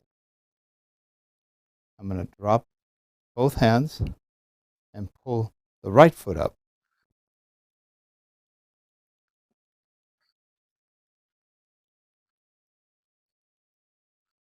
Okay. Let's try it again from here. Here. Turning. Holding a ball. Step. Block or deflect. Block. And push. Pulling back. Sinking. Coming up. Now, I swipe away.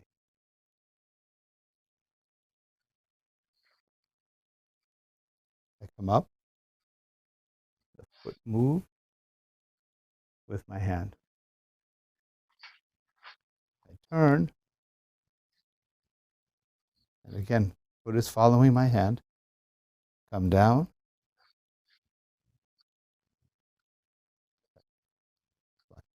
Hitting arm, elbow. Turn. Now I'm holding a ball again, and I open. Cat stance.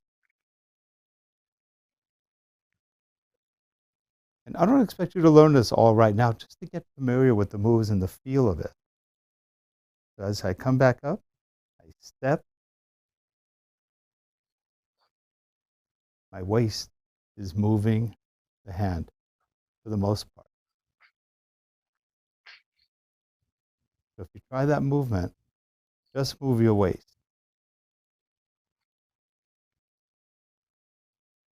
It's called brush knee. You're brushing across your knee. And a palm strike. Okay? You're going to grab. You're going to lift your back leg. And you're pulling back and up. So this comes up, foot follows the hand. I'm going to come back around. My waist turning. I step again. And I do the same move as before.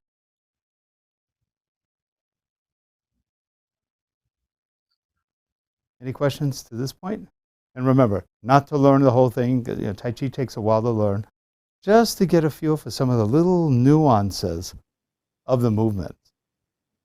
I got a question. Yeah. Rick, Ray, it's kind of hard sometimes to follow, like when your back is turned, because we're turning, then we're turning our head, and then we're getting our feet reversed and everything. It just feels a little awkward. Yeah, we have two cameras, but one's kind of a side view and one is the front view. Let's try it this way. If I come this way, as if you're following me. So this time I'm going to go down, step out, and then raise the arm.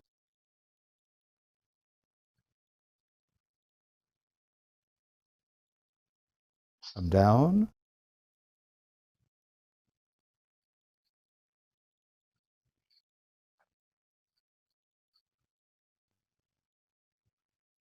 Foot follows the hand.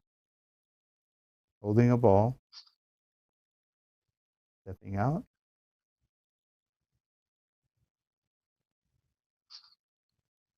Now I turn. Left foot is following the hand. Hold the ball. Block. Block. And put. Pull back. The waist is pulling back. The hips are going in and uprooting. So you're coming up. Now we're going to wipe away. And then we step out. We come back this way.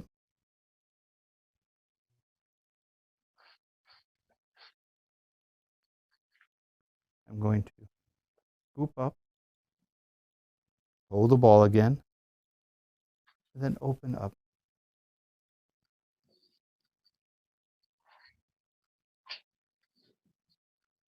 Blocker hit, come across. My waist is turning, and again, the waist is moving the hand. I'm going to lean forward, grab, and come up. So from here, lift my back leg, pull, come back. Same move.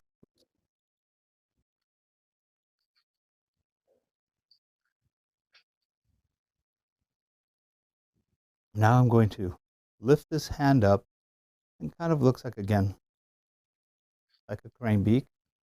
Put the other one over it and press. Lift, lift, step, push with your shoulder. Now you're coming back and punch. You're going to lift, push, come back, circle, circle block, punch. Come back. Here, you're kind of grabbing, relaxing, and we'll finish. So that would be a first section. So we started out just moving gently, hands guiding, moving. So let's do a simple exercise just so you get used to it. Again, this wasn't for you to learn the form because it takes a while to learn every little nuance and get the feel for it, and nobody can really correct it. It's a little harder on Zoom. But put your right hand out and move, and then move out. Bring your foot in, bring it out. So the waist is turning and going back. Circle, foot follows, and back. Circle, foot follows, circle, back. So you're creating a circle, and the foot's following that circle. I think on that camera, you should be able to see the feet moving. So if I go other side,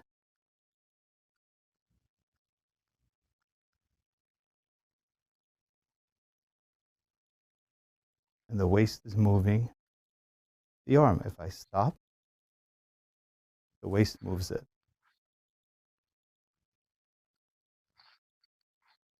And of course, we can do it with both. The whole idea is to have the hands move the feet and the elbows loosely align with the knee. so that you've got those kind of movements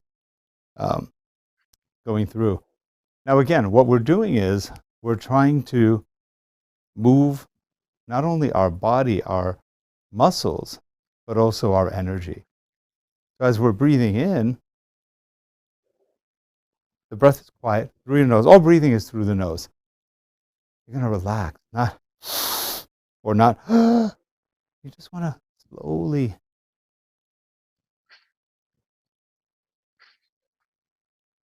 you breathe out. Again. So as you do your moves,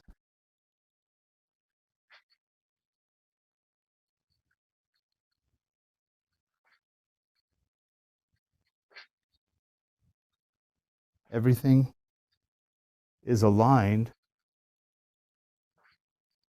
with the movements that are going on.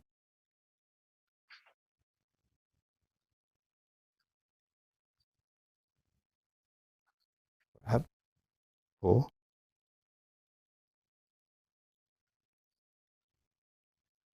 push, up. Not a lot of room here. Push, back.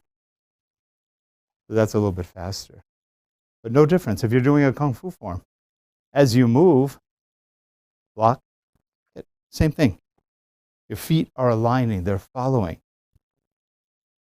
Feet follow, lift, so that your moves follow the alignment. No real difference. One goes faster, one goes slower. Any questions on that? No, great stuff. A lot of times in Tai Chi training, and here's the way I teach it. By the way, if I sound a little out of breath, this room is a professional studio that we have in our offices, and it's got a lot of fiberglass in here. You can't see it from here, but it's got sound dampening all over the place. As a result, it gets dry in here, really dry. So when we do anything, it's like, we start trying to get rid of that feeling. If we're in the room too many hours, we feel it. That's normal of any sound studio many times. Some have rubber, different, but the fiberglass absorbs sound and moisture, it seems. Plus, it's Southern California, so it's dry. So anyway, when you learn Tai Chi, don't worry if you have every move right. You won't. It takes a while. It takes practice. So as you start learning the moves, try to remember the moves. Later, when you learn the moves, then you start perfecting them. Then you start worrying about, how's my alignment? How is my movement? Are there little muscles in my center moving? For example, Tai Chi can make you very strong internally without having to do a lot of sit-ups. And people go, that's impossible. But no, if you can really, that's from Tai Chi practice. You can make yourself pretty strong. The internal energy that you move creates a lot of strength in your core.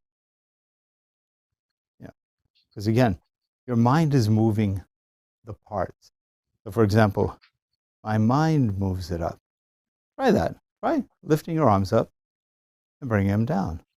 Lift. Pretty easy. Not much mind involved in just lifting up and down.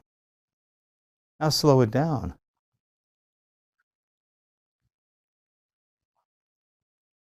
Stretch the fingers. Have to think a little bit more.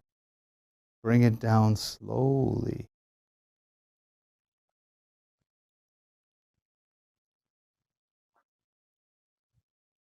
Bring it up again.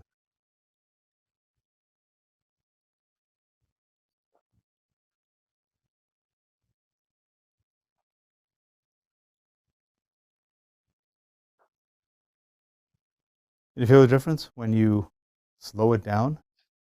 Now your brain needs to be more engaged. The movements take a little concentration.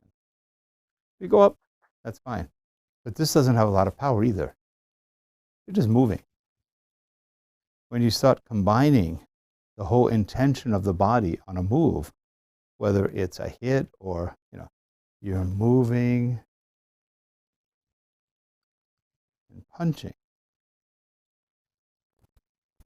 That you can, if you just align things, all of a sudden you're generating a lot more power. You're also getting your body coordinated. So the body, feet, hands, everything starts moving the way it should. Any questions on that? By the way, this applies to really anything, whether it's ballet, yoga. Yoga is a little bit different, but because yoga is more about holding, stretching, though there's a lot of aerobic yoga. Now, that's not really yoga. Kung Fu, Tai Chi, any martial art follows the same principles, karate, taekwondo. The alignments are usually very similar. The approach may be a little bit different, but the way you actually do the moves eventually will be the same if you're looking for the same physical alignment, the same power. Yeah, if you throw a punch and there's no hip in it, well, if you have big biceps, big triceps, you can probably get a pretty strong punch, but it won't be that strong. The minute you put your waist in it, now you've got a lot more power. When you start coordinating the waist with the hand, elbow behind, push back, all of the parts of the body wind up in their natural alignment. So the whole idea is if you can have a natural alignment, you'll have natural strength.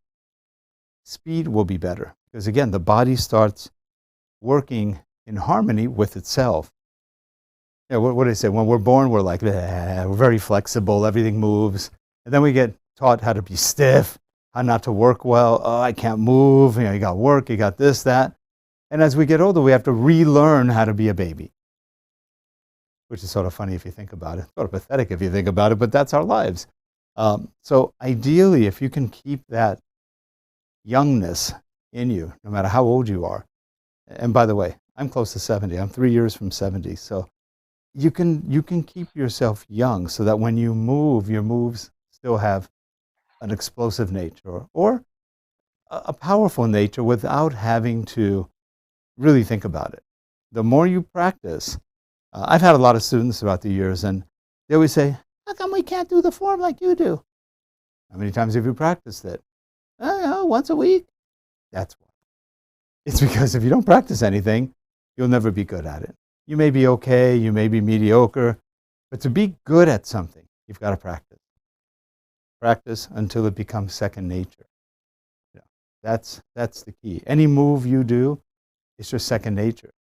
A lot of these forms that we do, whether it's Kung Fu or karate or Tai Chi, are pretty useless in a fighting situation if you don't know, one, how to use it, and two, you can't improvise when you need to use it.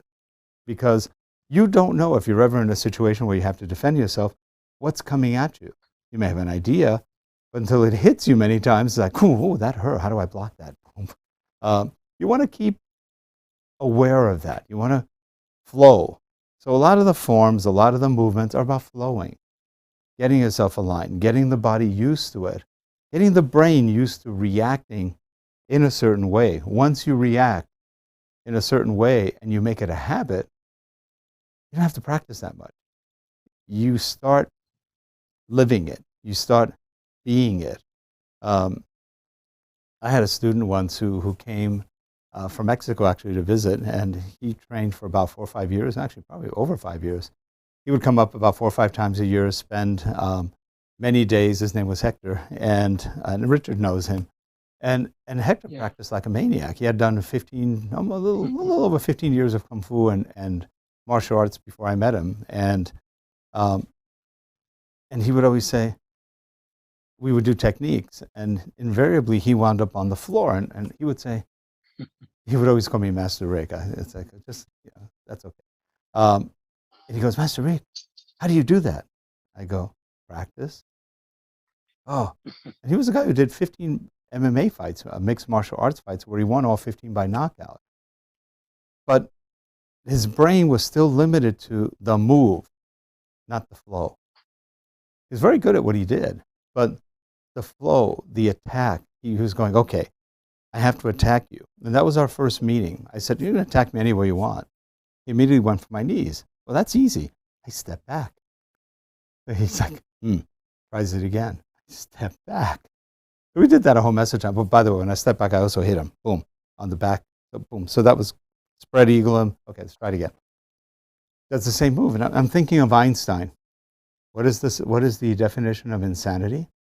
Doing the same thing over and over and over, expecting a different result.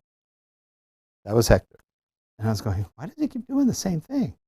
So after a while, I got bored. So as he started coming this way, I didn't go back. I went forward.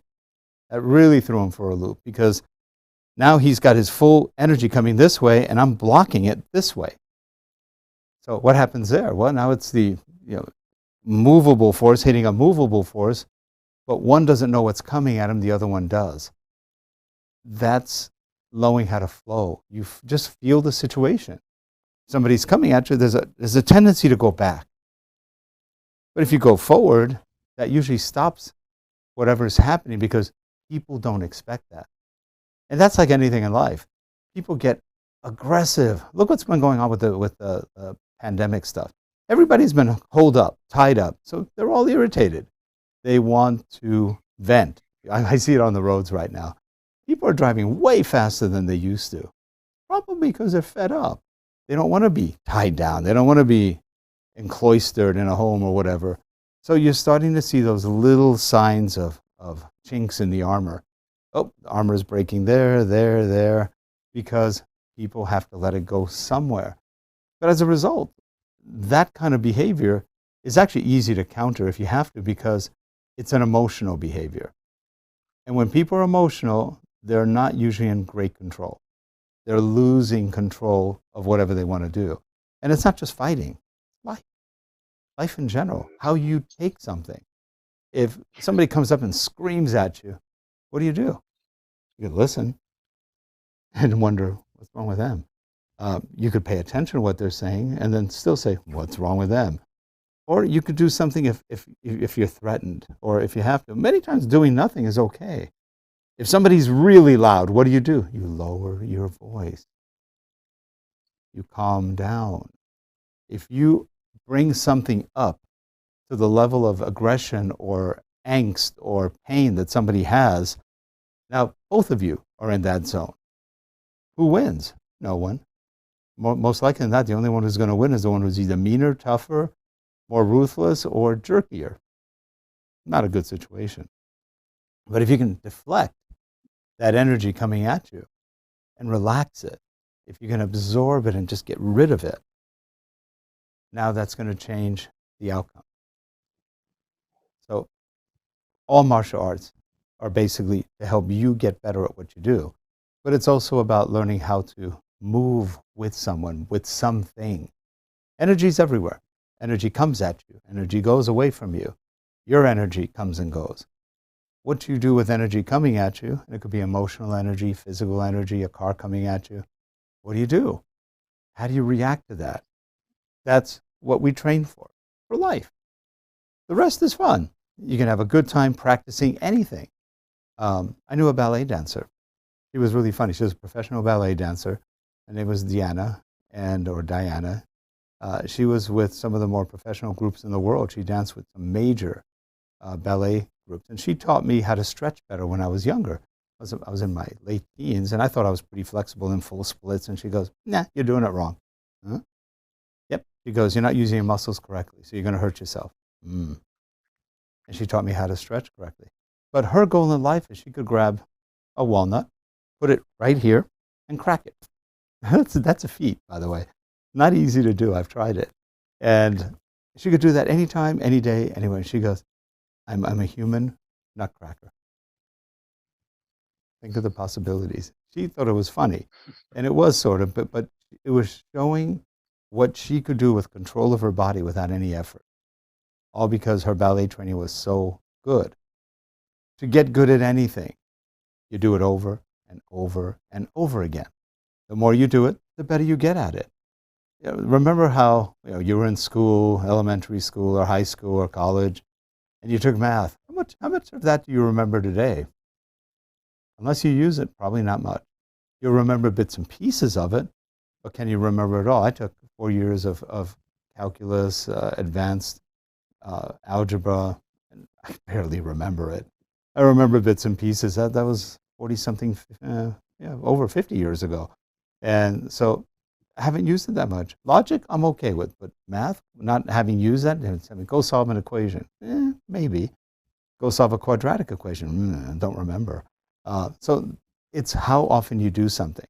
If you expect the results of somebody who's been doing the same move 1,000 times, when you do it once, it'll never happen. You've got to practice. So whether it's Tai Chi, whether any art you do, practice is what makes you better and perfect. Slowly, nobody's perfect, but it makes you competent. So I'll leave you with that thought. The more you practice, practice makes perfect. There's a lot of truth to that. Any questions? Great stuff. Hope I didn't put anybody to sleep, but anyway. No, you're here. Yep. So anyway, well, that's my thing for today. Hopefully, I can leave you with some ideas of things to get better at what you do. The Tai Chi thing was just to give you an example of the little nuances of moves, of how one move leads to another, how one pulls, one drags, one pushes, and that's how you get good at Tai Chi. And don't worry about it right up front, because it's going to take a while. Practice, practice, practice. I know Richard and I have both been doing Tai Chi for a very long time, and I started when I was about 18 doing Tai Chi, and I really sucked at it till I was 40. I looked good. Everybody thought, "Ooh, look, he does really good Tai Chi," but I was doing it wrong. I didn't have my alignments correct. It was more about looking correct, not being correct. Until I had one teacher, Wen Mei Yu, and when I met her, she was about 60. I was 40 at the time. And she goes, "Oh, your Tai Chi no good." Okay. I go, "All right." She goes, "How long you practice? 1 year?" 22. And so, a humbling experience. It was a good one. Because she goes, "You suck." Okay, I said, "Okay, you're good. That's true." But in 6 months, I had it. She goes, "Oh, you learn fast. That's been 22 years plus the 6." It just, sometimes you need that pull to let you see something differently. And then when you see something differently, all of a sudden, it makes sense. That's so easy. Why didn't I think of that? Why didn't I try that? Because we're always busy. We're doing a million things, and you're learning a ton of stuff. And then if somebody can correct those little things, all of a sudden you're much better. With very little effort, because the foundation's there. Now it's tweaking that foundation to make yourself much better. To understand the foundation of what you're doing and to apply correctly, not only to your forms, but to life. That's really the goal. I'm glad all you guys showed up, and I'll pass it back on to Richard, and I guess Ryan's going to go on. We unfortunately have to leave by 12, so we're going to film until 12, so hopefully we can get enough time. I think Ryan's got a good hour after me. What time is it, Howard? Okay, we're 11, so Ryan's got a good hour, and then hopefully we can wrap it all up, and we'll put it, it's already on YouTube Live and Facebook Live, but we'll get a recording of it and give it to Richard and everything else. So thanks, everybody. Have a great Memorial Day weekend, and we'll see you soon. Bye. Thank you, Rick. Good job. Really appreciate it, as always. And a lot of really good, interesting stuff to internalize. That's a good lesson. Good lessons there about practice, staying on top of it, and repeating it ad nauseam. Well, last year, remember last year, or a year and a half ago, actually almost 2 years ago, but both Richard and I hurt ourselves for different reasons. I hurt myself first doing something that was really stupid. It was something a beginner would do, and I was kind of at work. It was a Saturday. My wife was busy, and I was going, what am I doing? I'll throw a high kick. And I was on a carpet, and halfway through the kick, I thought, and this is all happening at nanosecond speed, maybe I shouldn't. because I hadn't really warmed up or anything, and I wanted to kick up high. So I stopped, at which point my momentum, instead of going forward, pulled me back on a carpet. My foot with tennis shoes got stuck, and I twisted my whole body. I didn't fall, which I should have. If I'd fallen, I'd been fine. But I twisted everything. Let's see, pulled my ankle, pretty much severely pulled the ankle, ripped my calf muscles, and pretty much tore up my sciatica. All in 1 second. It was good. So then Richard and I had a bet of who was going to get to splits again first, because we both do splits. So I'm going at it, and then he hurts himself doing the split. And I go, I think we're about even right now. This is good. But yeah, I love Richard, and these are our friend competitions. We love each other. It's like we're helping each other get better, and that's the whole thing. Just make each other get better. But it was so funny. We're both running around going, okay, we're in our 60s. We got to slow this down somehow, because our brains are still probably somewhere around 12. So we keep moving like we did, and the body says, I don't think so. So it's fun. But look at his knee. Look how he got that thing going. Yep. I always say I might be getting older, but I refuse to grow up. That's right. I'm not warmed up. By the way, Rick, I'm not warmed up. No, you did well though. I got about 2 or 3 inches. That's excellent. Yeah. And that's after knee surgery. Now I can go. Yeah, and I've had knee surgery. I've got 3 torn ligaments right now. Well, half torn. They don't want to operate unless you're torn. I've got an MCL, an ACL in one leg, and I think a PCL in the other one. So it's like, okay, they haven't broken, so I'm going to just keep going. No surgery yet. And I've had 1 knee surgery after all those years of martial arts. Torn meniscus created by a big German Shepherd dog who jumped at me when I wasn't watching him. He was lovely, 140-pound shepherd that jumped in the air in glee as I was talking to somebody and hit me right in the knee. That's probably what did the initial rip. And then the second one was another German Shepherd we had who jumped at me too. There's a female this time. The German Shepherd jumping thing. But no, I mean, Richard and I have been pretty lucky. After all the years we both put into this, we haven't had that many injuries. So we're fortunate. Yeah. I think largely, it's like you were saying, you're listening to that voice, that inner voice, and it suggested that maybe you shouldn't do that. There was this at the wrong this time conflict between I think between our conscious mind and our subconscious mind, right? That's right. And the more you do something, it's like we were talking about, the more you do something, the more your body remembers exactly how to do it, or your brain does. Yeah. Your body remembers but says no. I don't think so. and that happens. Well, I won't take any more time from Ryan. Sorry, Ryan. It's your turn. All right. Okay, Ryan, you're up. All right. Thank you very much, everybody. It's funny because when we do these events, I love doing these things with Sifu Meyer King every year. I'd rather be there in person. It's a little bit easier to manage, obviously, than the video format. But whenever we get together, we have slightly different lineage, but it's always amazing to see how much common ground we have, more so the contrast. And I'm kind of laughing over here, not the fact that both of you have been hurt or been injured, but we have more in common than I thought, because I'm actually recovering from ACL surgery myself. I had at the end of November. We all have varying levels of detriment to ourselves. But we love what we do. That's why we keep doing it, That's right. Luckily, I had too many injuries in my martial arts career either, so that's why I keep doing it. And Sifu Zanati, he brought up some other good points.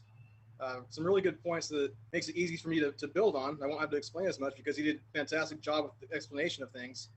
But one of the key components I got out of his teaching is that long-term consistency, let me try that again. Long-term consistency trumps short-term intensity. So if you practice a set or a pattern once a week, there's no way you're going to be equal to somebody who's practiced, multiple times a day for hours on end for, decades. It's just not going to happen. And like it applies to everyday life, like he was explaining, I take my son, he's 6 now, I have a 6-year-old son. about a year ago, for the last 2 years before everything shut down, I used to take him to music class, and he just learned fundamentals about music, how to read music, notes, that sort of thing. Just for him to socialize with other kids, have a good time. But there was one thing that stuck out to me on the wall of the studio where he was, and because they teach guitar and drums, other musical instruments there, it says, "Don't practice until you get it right. Practice until you can't get it. Don't practice until you can get it right. Practice until you can't get it wrong." That's good. That's So good.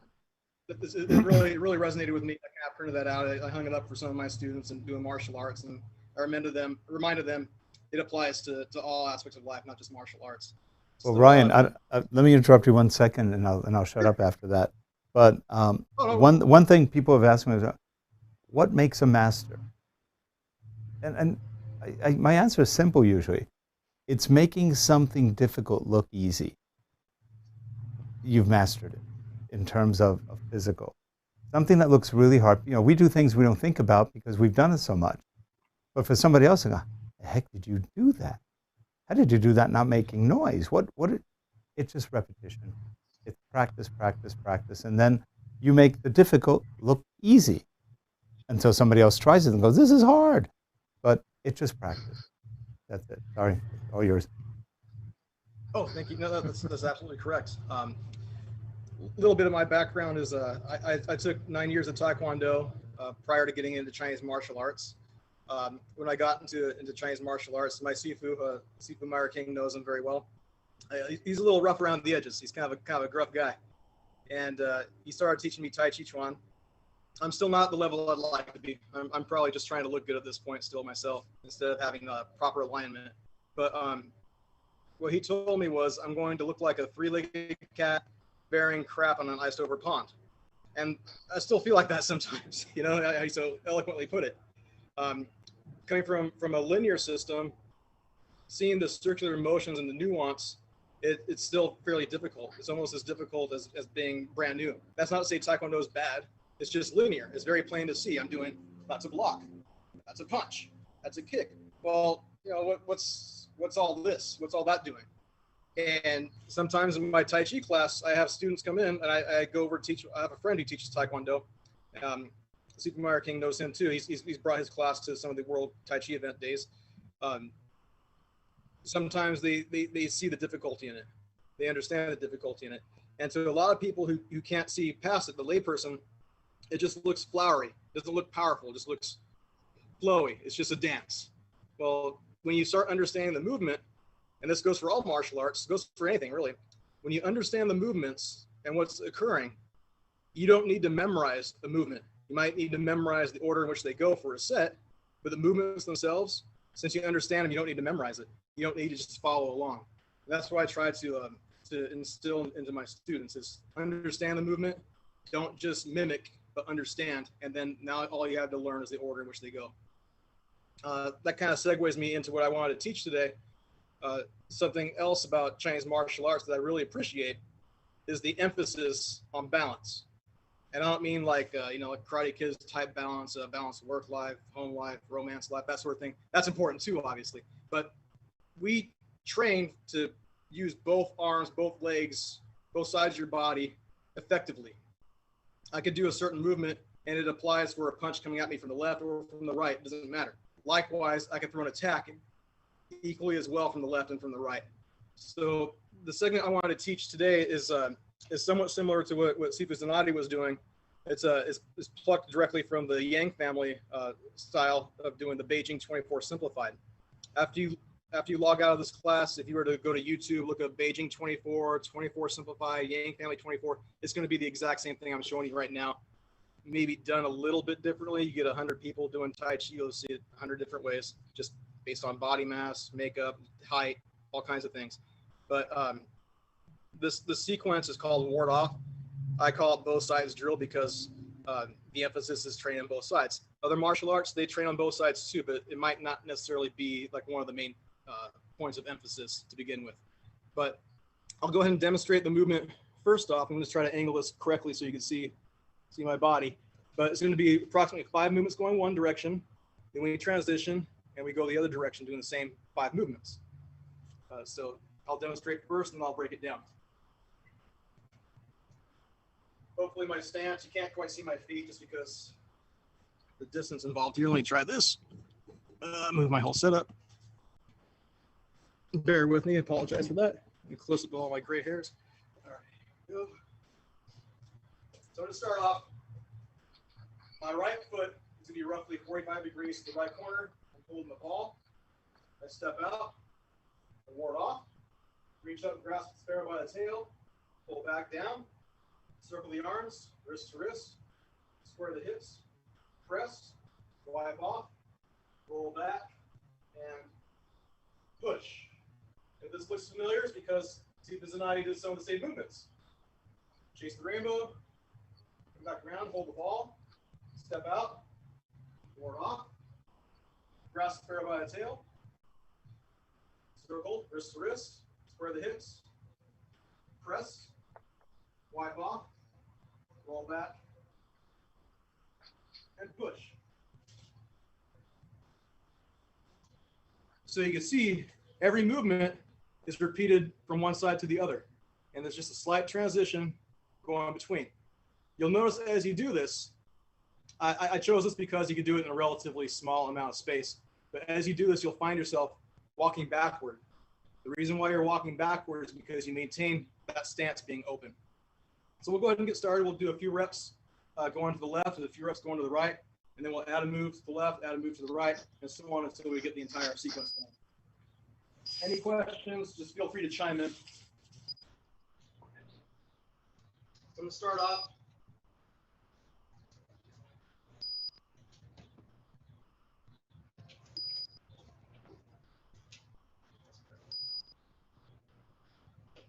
Right foot, roughly 45 degrees. 45 degrees. Left foot, empty stance. Sometimes it's called cat stance. Right hand on top, left hand underneath to hold the ball. I'll step out, roll onto my foot. I'll shift the weight forward. As I shift the weight forward, I rotate my hips. Left arm comes up. There. So again, I hold the ball. I step out, ward off. Ward off, my arm is circular. It's not hard angles like this, like an Egyptian or something. It's just nice rounded, center, hips are square, right there. Again, ward off, falls down.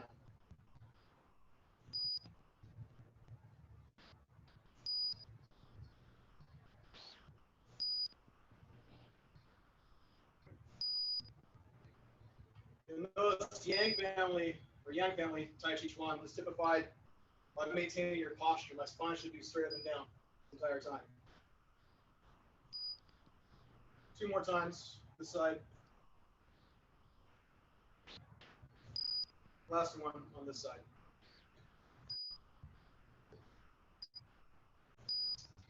Is the view on that all right? Is everyone clear on what's happening?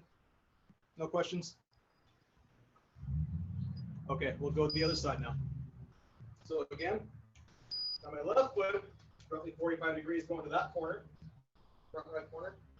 Right foot, empty stance. Roughly 90% of your weight, 10%, 85, 15, thereabouts. Left hand on top, right hand underneath. Step out. Shift the weight forward, rotate the waist. Ward off. As Steve Bizzanati mentioned before, even though the leg is straight, you never want to have it locked. Never locked. Just slightly bent right here. Ward off. Again, hold the ball. Step out. Shift the weight forward. Unwind. Ward off. 3 more times on this side. Step out. Ward off. 2 more. Hold the ball. Step out. Ward off. It's almost like you're throwing a frisbee. But I really want to emphasize is not arm movement. Controlling that is the waist rotation. Controlling that. Last one. Step out. Shift the weight. Rotate the waist. Ward off. Front foot is forward. Right foot 45 degrees. We'll build upon that and we'll add a second move to each side. So from here, right foot 45 degrees, front left corner. empty stance. Right hand on top, left underneath. Step out. Shift the weight.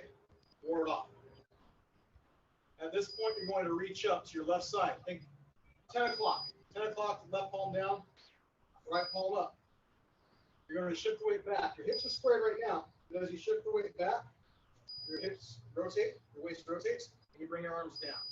Bring your arms down so they're about parallel to the ground. So again, you just reach up, shift the weight back, rotate, pull down. Reach up, shift the weight back, pull down. The movement itself is called grasping sparrow by the tail. You just reach up, pull down. We'll put it together. Empty stance, right hand on top, left hand underneath.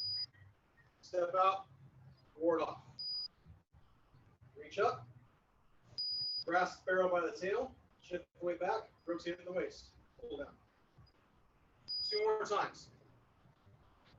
Hey, Ryan, Rich, are you hearing the beep? We're hearing there's a loud beep that's been going on and on, making it hard to hear I've been Ryan. hearing that was a sound of somebody recording or what that is. That's not on my end. I hear it, but I don't have anything to be making that noise. Okay, My no, we're power not sure where it's percentage is coming up. from. No, I appreciate your saying that. I don't know where that's coming from either. Yeah. Now it stopped. I don't hear it now. Okay. Yeah. Maybe it was my head. Because it was just getting in the way of your audio. That's why we brought it up. And maybe it was my earbud. I took my earbud out for a few moments and I just put it back in. Oh, maybe. Hmm. Yeah, it was just loud electronic beeping, just every couple seconds.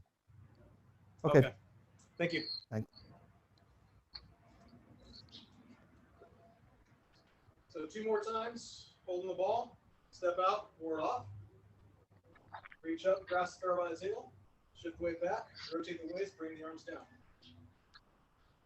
And last time, hold the ball, step out, ward off. Reach up, grasp the sparrow by the tail, shift the weight back, rotate the waist, pull down.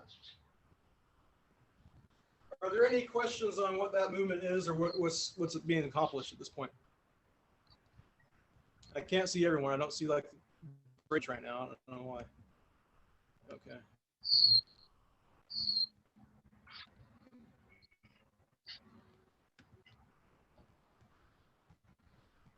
Nope, I'm good.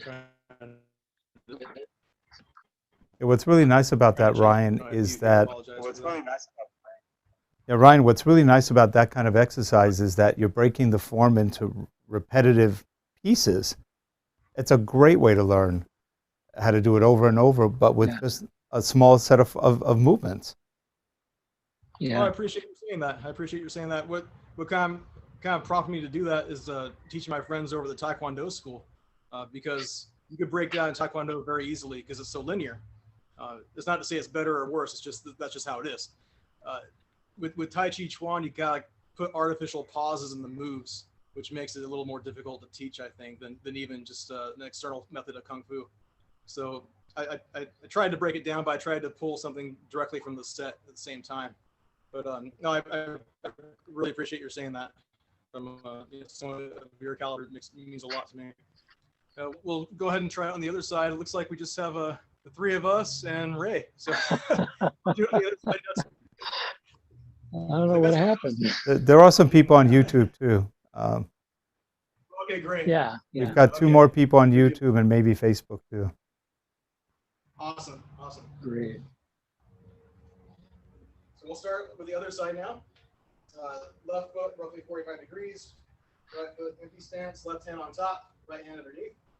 Step out. Shift weight forward. Ward off. Our hips are squared. We reach up. This time it's going to be roughly about 2 o'clock. Right palm faces down. Left palm's up. Shift the weight back. Rotate the waist. Pull the arms down. Roughly parallel to the ground. Again, just reach up and pull down. This one always kind of reminded me of like hula dancing or something. You know? Just reach up and pull down. Reach up and pull down. And now we'll try that with the rest of the movements. So here, holding the ball, left hand on top, right hand underneath. Step out, shift the weight forward, ward off, reach up, grasp the pair by the tail, shift the weight back, rotate at the waist, pull down. Again, 3 more times. Step out, shift the weight forward, ward off, reach up, grasp the spare by the tail, shift the weight back, and pull down. 2 more. Step out, ward off, grasping spare by the tail, shift the weight back, pull down. Last one. Hold the ball, step out, shift the weight forward, ward off, reach up, grasping spare by the tail, shift the weight back, and pull down. So far, so good? Yep, good. Very good. All right, good deal. So the next thing I mentioned before, I mean, very circular. This one's going to kind of continue the circle we just made by pulling the arms down. So we ended up, we go from our right side.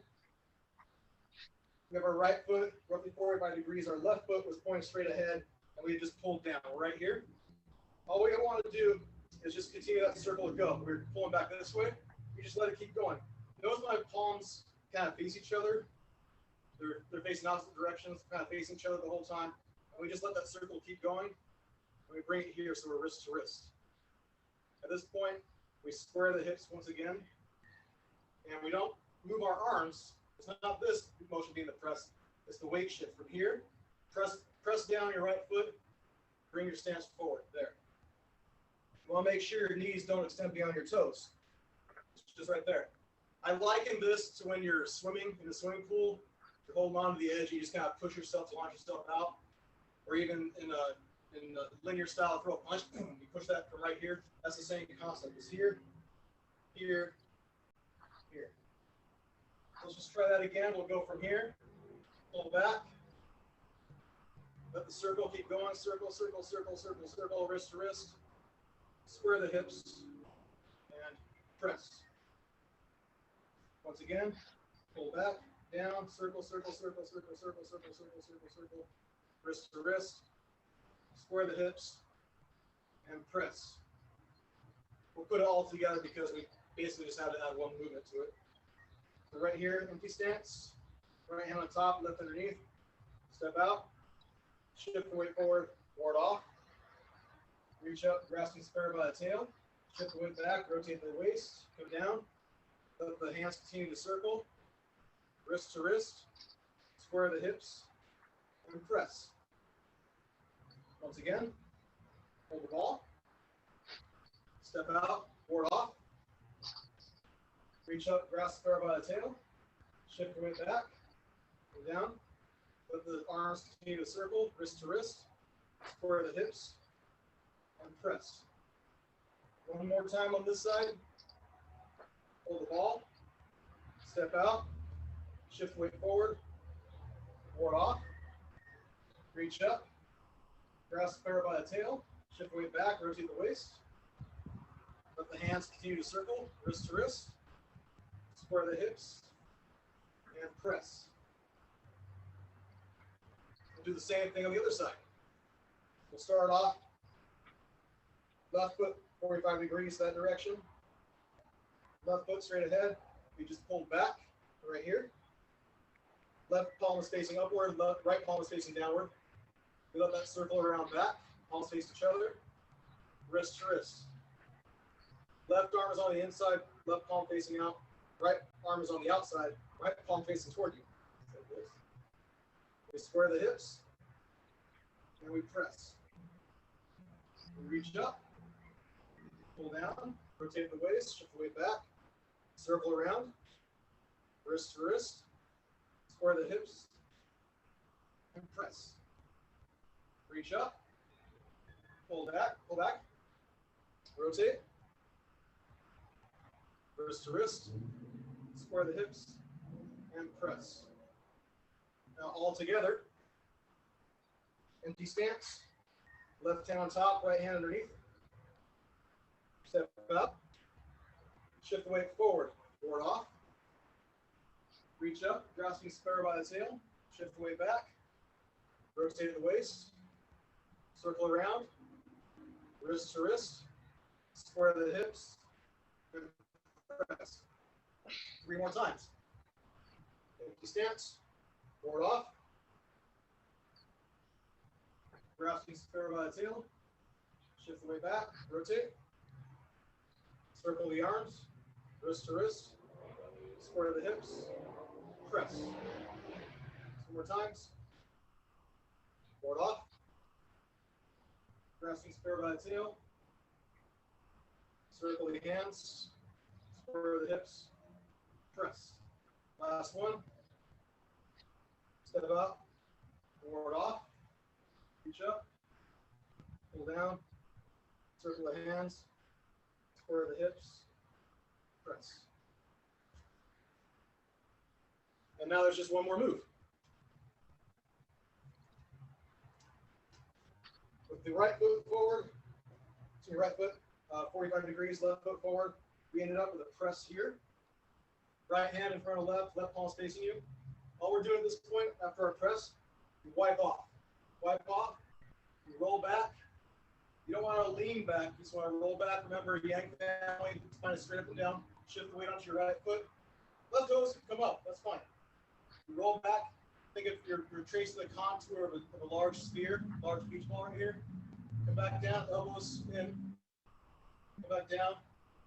Shift the weight and push as you come up. So it's from here, wipe off, roll back, and push. The push isn't straight out necessarily. It's trying to break somebody's root as you come up and push at the same time. So my intention is almost going this way. So again, from here, wipe off, roll back, and push. One more time from the press. Wipe off, roll back, and push. You can see how little my arms actually move. I'm not doing this. It's all the weight and the shift of the weight stance there. So we'll piece it together with the other moves we had. An empty stance, right hand on top, left underneath. Step out, ward off, grasping sparrow by the tail, pull back, circle wrist to wrist, square the hips, press, wipe off, roll back, and push. Again, hold the ball, step out, shift the weight forward, ward off, grasping sparrow by the tail, shift the weight, rotate the waist, circle the hands, wrist to wrist, square the hips, press, wipe off, roll back, and push.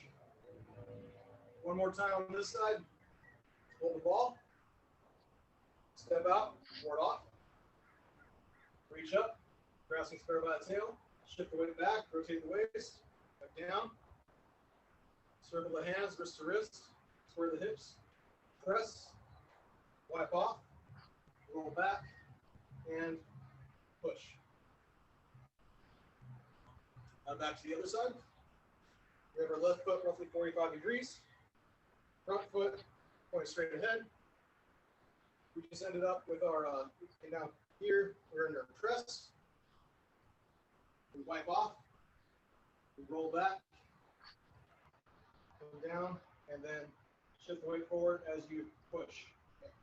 So again, from here to press, just wipe off, roll back, and push. One more time. Wipe off, roll back, and push. We'll add it to what we have already. So empty stance, left hand on top, right underneath, hold the ball. Step out, shift the weight forward, ward off.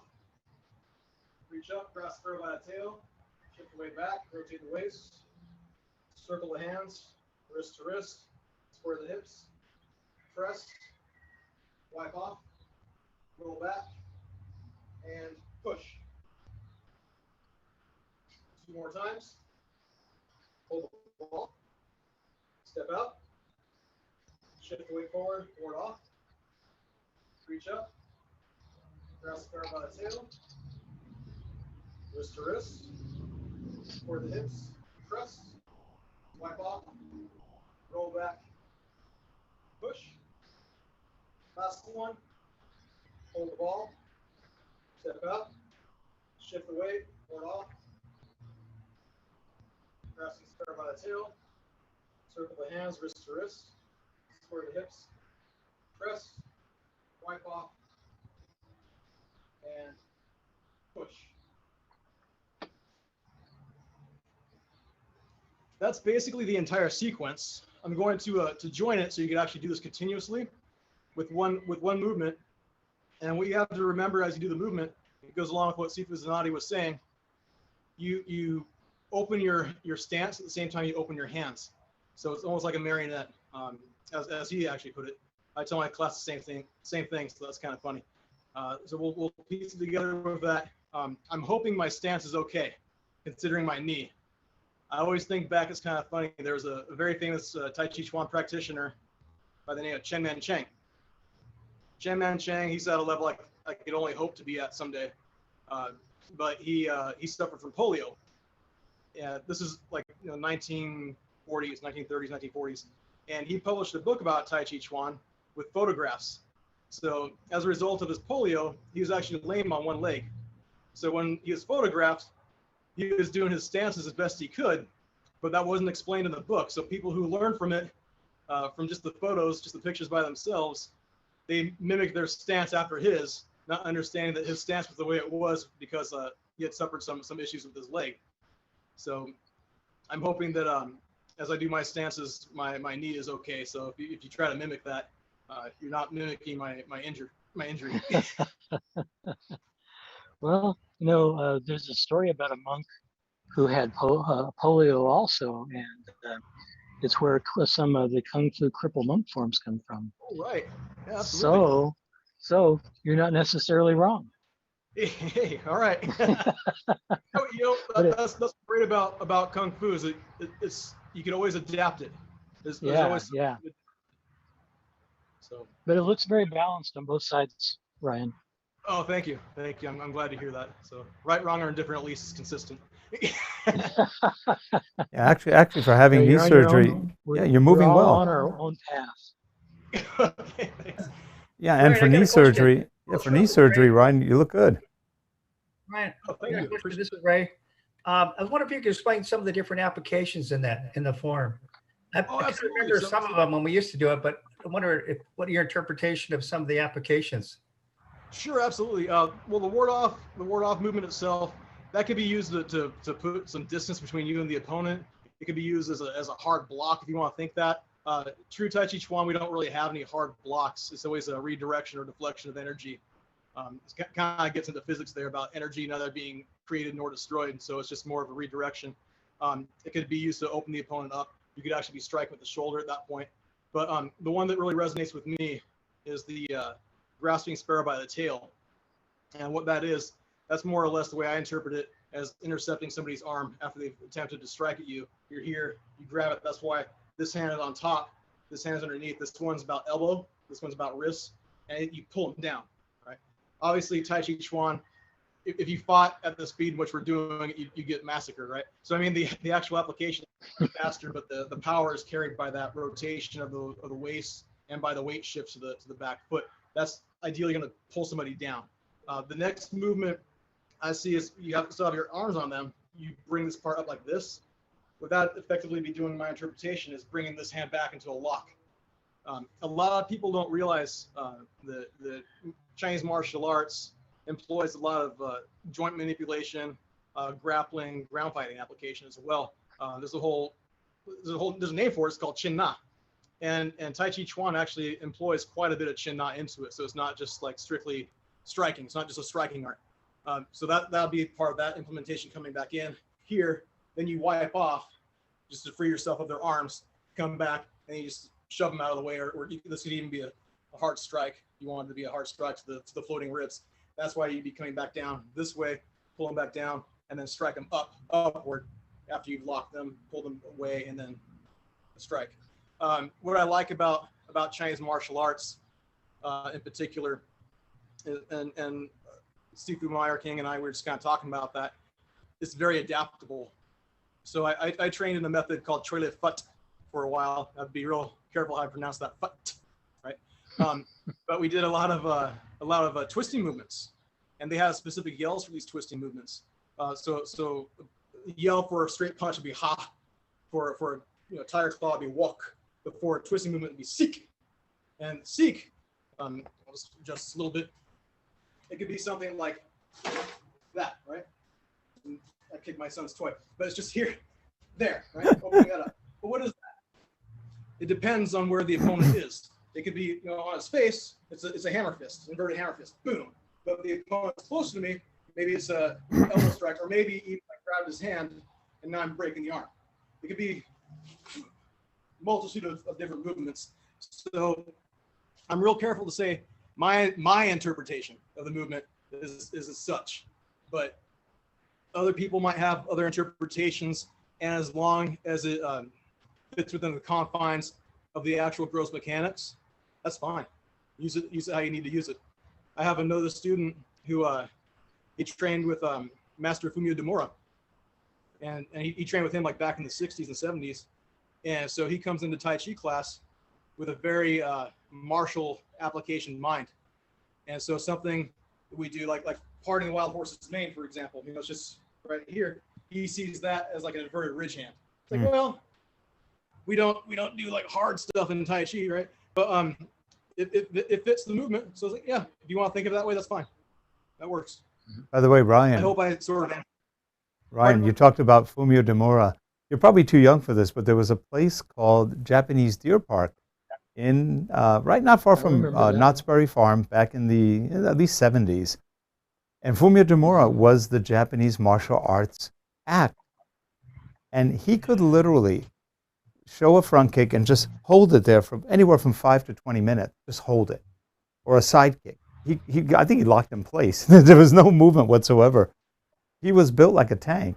And very nice guy. I met him a long time ago. But he did all the acts over there, and he taught a lot of military and others back in the day. But he was amazing to watch in terms of how long that guy could hold a front kick. It was just mind-boggling. I haven't heard that. I'm actually going to look that up now because I'm kind of enamored with the guy. He's a really good guy. Well, he was also the one who did the Karate Kid. He was the he was the one who did the I guess martial coordination for it. And that was also him in the skeleton fight. Oh yeah. And he used his own skeleton because some of the actors there they're missing their cues. So he said, hey, Ryan, we'll do it better. In listening to you, I was thinking, have you ever tried this? And this is something I learned actually from a different group of people. These were actually not martial artists; they were Sufis, the Afghan or Middle Eastern Sufis, which is kind of a philosophical sect. They're not Muslims. The Muslims don't really like them that much because they think they're weird. But it's an internal set. But they talk a lot about centers, like your motor center, things like that. There was also a Russian philosopher, Georges Ivanovich Gurdjieff, who also did that. He learned with Sufis and others. But there's one thing I applied when I started teaching pretty much full time at one point back in the 70s. And I learned it from a Sufi group. And what they would do is, instead of counting, or 1, 2, 3, 4, or doing it in Chinese or something or whatever, they use the motor center. So as you stand, when you count, and if you put your hand right like under your belly button, hup, hup, hup, hup, hup, hup, which the Chinese also use in Choi Li Fut and Hungar, the same kind of sound. But if you notice, that tightens up the Tantien, the motor center. That gives you enormous amounts of energy when you do that over and over and over again, and just hup, hup. So every move is like hup, hup, hup, and you're just holding and doing stuff, and it really gives you energy. The more you do it, you do it strong. I used to do a kind of a class on forced vigilance. So what it does is it teaches people how to stay aware after 2 and 3 days of no sleep, nonstop walking, nonstop moving around, no sleep. So we would start and hike maybe 20 miles. Go walk around a city, do this, do that. You could eat, you could do whatever you want, but you can't sleep. By the first day, we lost a couple. By the second day, more. Third day, I think 3 of us got through it, and I was guiding the group. And it's the whole idea there is to see how you react to the stress on your body and your brain. And the first part of the exercise, we literally hiked like, I don't know, 15, 20 miles going hup, hup, hup, hup, as we were hiking. Didn't get tired. It kept us going. So it's just interesting. Try it one day. When you're teaching or something, just try the hup. And as you go, you just type. Hup, hup. Oh, absolutely. It You're gets you right. I know going. the Sufi origin with that, but you're absolutely right. I mean, when I was doing the Trilefut, that was really emphasized, and we really have to be present in the moment to make sure we're not just doing it like from the throat or even from the chest, but real guttural sound, like you said, like dantian, tensing that up. And that's something, you know, obviously real important in Tai Chi Chuan, because you want to maintain that chi flow, right? But yeah, I didn't know the origin of that. The Sufi, that's very, very interesting. Yeah, very similar to the Chinese, and who knows how much mix there was back in the old days, but it does an incredible job of working you. And you know, the old joke about how do you block a Charlie Foot guy? You don't. You don't, right? Because when it's coming at you fast and hard, you just better get out of the way. Yeah, there's so many combinations with that method. It's just insane. But it's funny because it comes full circle, because I've been learning more about my personal study has been learning more about mindfulness, and I think just the intentional, I don't want to say key up, but the intentional vocalization and tensing up. I think that all comes back to mindfulness, making your breathing very deliberate, making your movements extremely deliberate, and energizing. It's surprisingly energizing, like Sifu Zanati was saying. It's a way you feel like you've worked out, but at the end of it, you don't feel like you're going to collapse. You feel like you're ready for more. Yeah. Very interesting. Because you're moving that Tantian's energy, you're moving that center point, you're constantly activating it. And so the more you do it, you don't really get that tired. It keeps you going. And it's also good to motivate the people doing forms or whatever else, because that sound gets them going too. It's like anytime, that's why coaches tend to scream a lot at people, because it gets them going. And the same thing with that kind of sound, it motivates them to keep moving, to keep doing. That's another reason why I really appreciate these gatherings, because sometimes I feel like my own development gets kind of stagnant, because I don't really delve into more of the metaphysical or even philosophical points of martial arts with a lot of my students, because it's limited mainly to the physical. But I always appreciate learning more about the metaphysical, about chi flow, that sort of thing. Whether or not you ascribe to the belief, that's up to you. But the way I've always understood it is that chi follows the circulation, follows the blood, but whereas the blood stops, different points in the body, chakra points, is where chi can continue to flow, either out of your body or back into your body. And you know, the dantian being the body's physical center, and center for chi. So yeah. Well, Ryan, if you want to try a simple exercise, or anybody in the room who wants to try it, look at your palm and focus your mind on the palm. Just focus, feel the palm, feel the energy going to your palm. And in a short time, your palm will turn pretty red. As you're activating the blood, you're activating the chi, the energy. I don't know if you can see it in here, but I'm starting to turn red just by focusing on it. And you'll also start feeling the vibration as you focus on it. And I was a skeptic until I met my Sifu, Tom Farrar.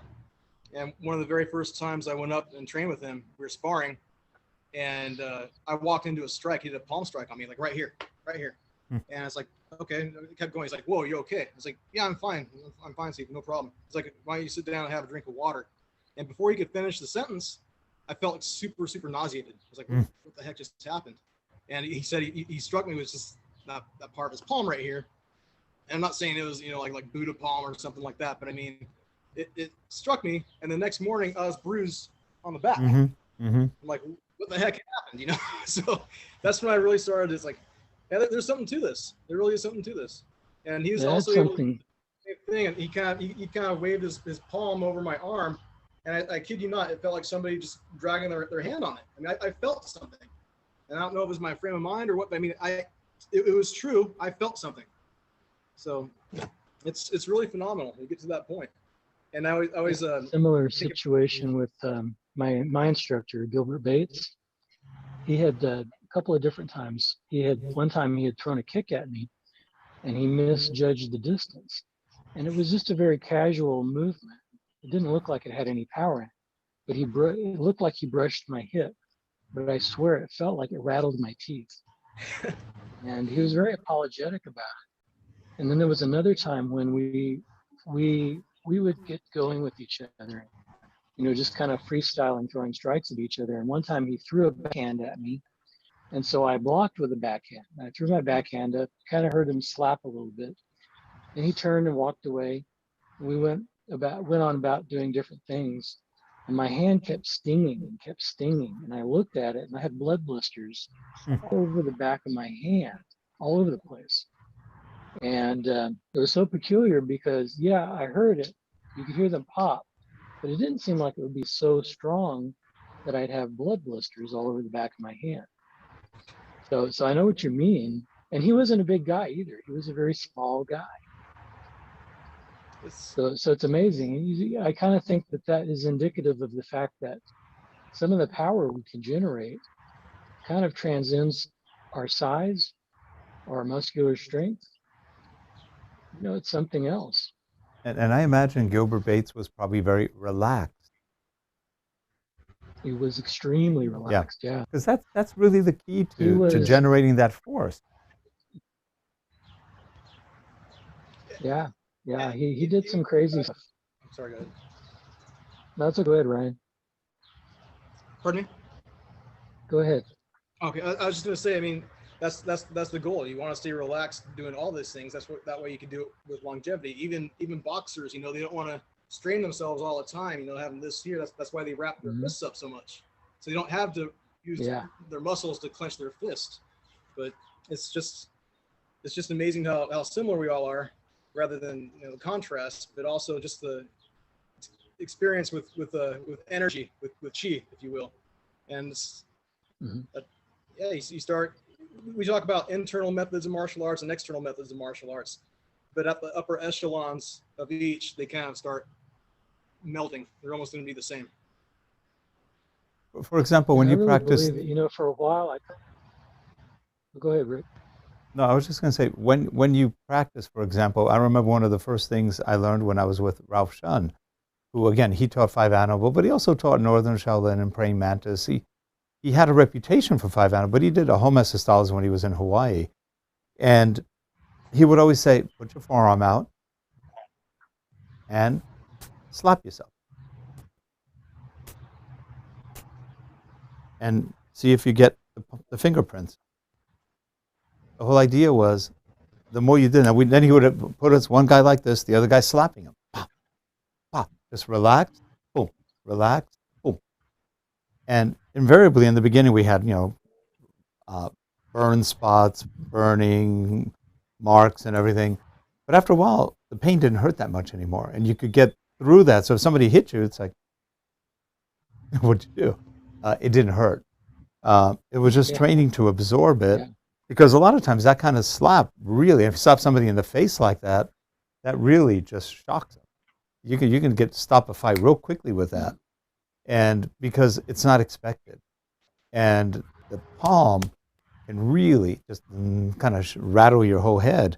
But that kind of training, while it's a little brutish, works because it will, if that's what you're doing, help you understand what the pain is so that it doesn't bother you anymore. You can absorb it.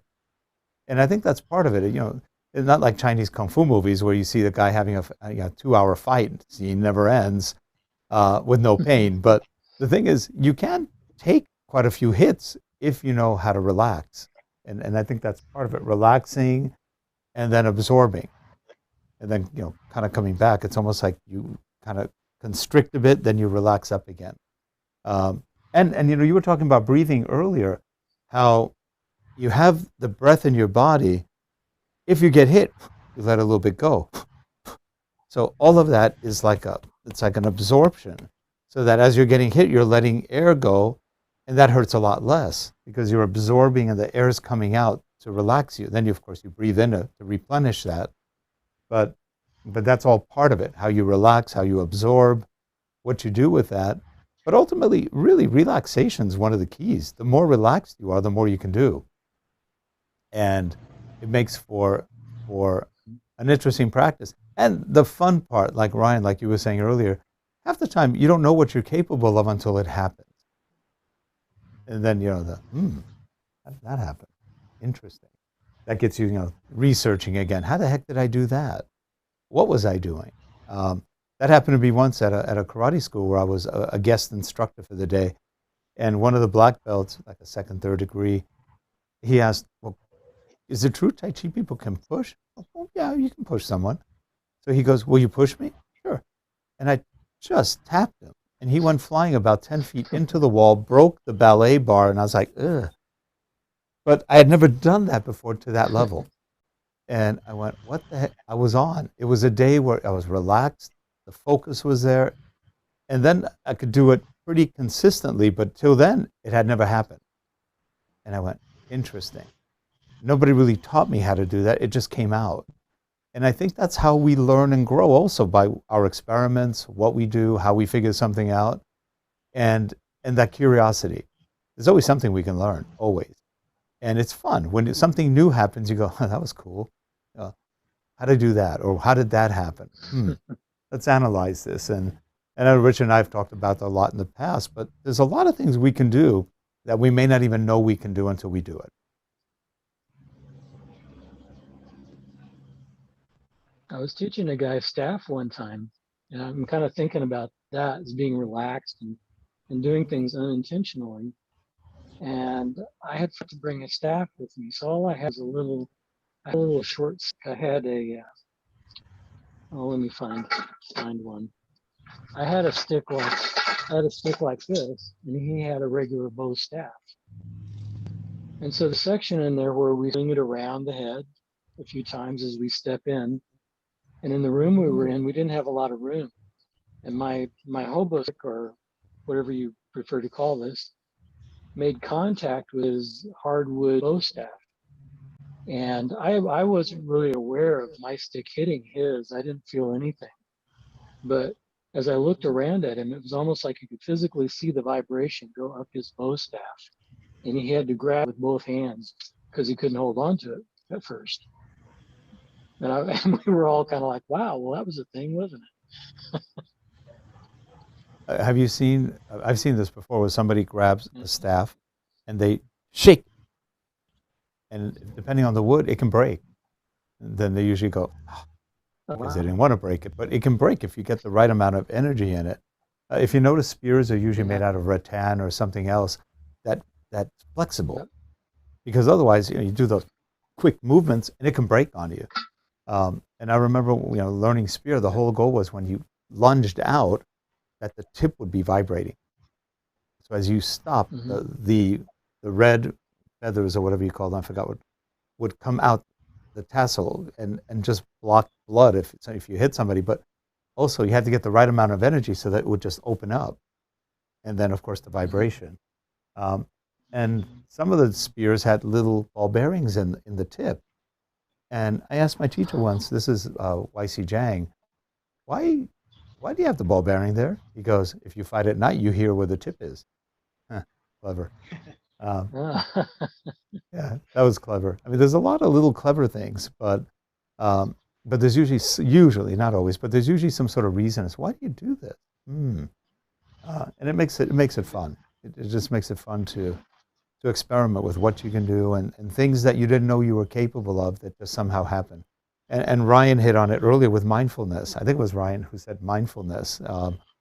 Because when your mind's engaged, when your body's relaxed, it's amazing what you can do. Okay.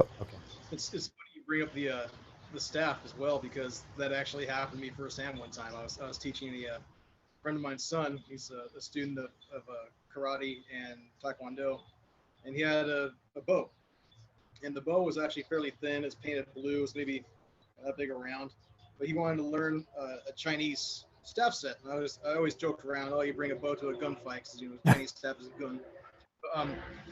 I was used to the gun. We put a lot of energy in it. We call it ging. We put a lot of ging into it, and you can come down, move it like this, boom, and that it's a pliable staff, whereas a bow is more rigid.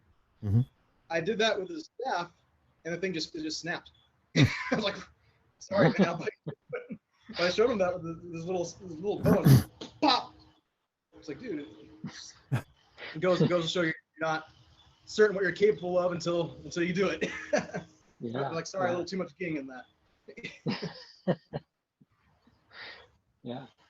But as far as my segment goes, that was essentially it. I mean, the only other aspect I had was just the conjoined movement, but it's essentially just shifting your weight and changing your stance from one direction to the other. That was the whole of what I was going to be showing today. If we had more time, I'd be showing a little bit more as far as a segment from a warm-up set called Arrow Hand, which is a preface to Lao Gar and Hungar. If you're not familiar, the term Gar or Ga or even Ka, that denotes like family or clan. Mm-hmm. So therefore, Lao Ga would be like Lao family style, and it's just like a standing set that takes about 20 to 30 seconds to do, but it just really emphasizes what we've been talking about already, as far as finding balance, being mindful of what you're doing, and just training both sides of your body equally. But other than that, for all intents and purposes, I think I've finished my segment, Seafood Meyer King. And actually, we are. Great job, Brian. And I think we're actually right about out of time. Almost 12. Yeah. Yeah. That's pretty good timing. Yeah. The family styles, we have some in the 5 animal, 5 family, right? So that's the Ga or Gar styles also. Hung, Choi, Leaf, and Muck. Yeah. Well, actually, everybody pretty much who knew him early on with Ark Wong, he was probably a Hungar guy, foremost and primary. And then, because his cousin is YC Wong, he's a Hungar master up in San Francisco, very good guy. They've been cousins forever. I think YC is still teaching. He's probably in his late 80s by now, or mid 80s.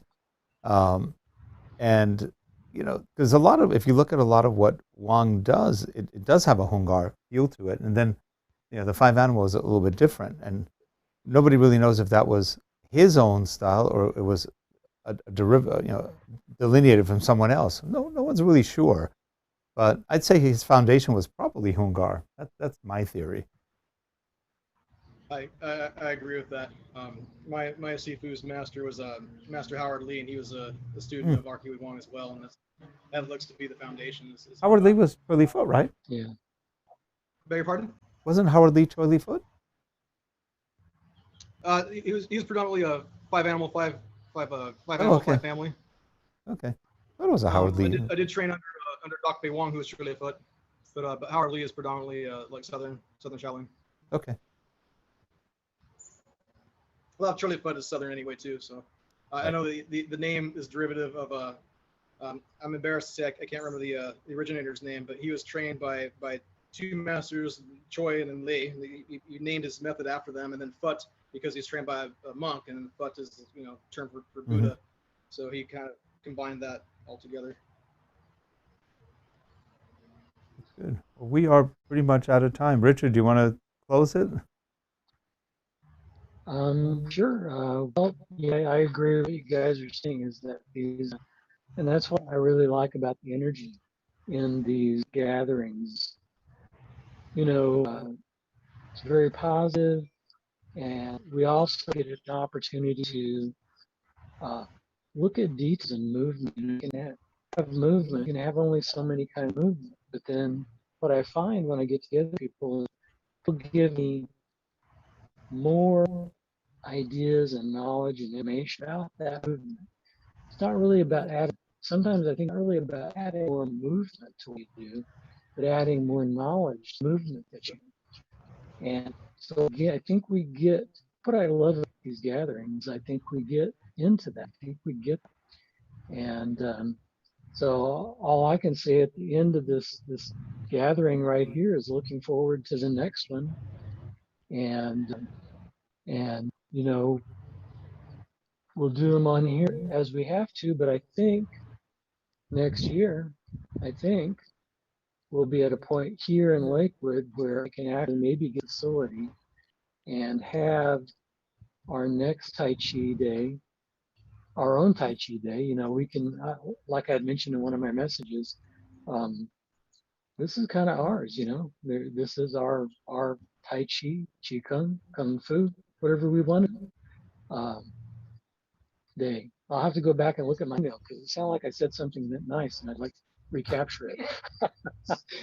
But I was close to passing out from tiredness, so got to go back and look at it. But anyway, I really thank everybody for coming and as students taking part. And then I think we as teachers are even students. We're dance students. And I see Brian Steele for coming and all the stuff. See for Rick. Thanks to you and all the conversation we had, the great stuff you taught. And I'm just, all I can say is looking forward to the next one now. Thanks, Thank you Rich. very much for having me. Looking forward to next year and in person next year. Hopefully, yeah. I don't see any reason why not. Give All right, politicians guys. a chance. Thanks again. I sure Have a good one, appreciate it. everyone. Bye-bye. Thanks. Bye-bye.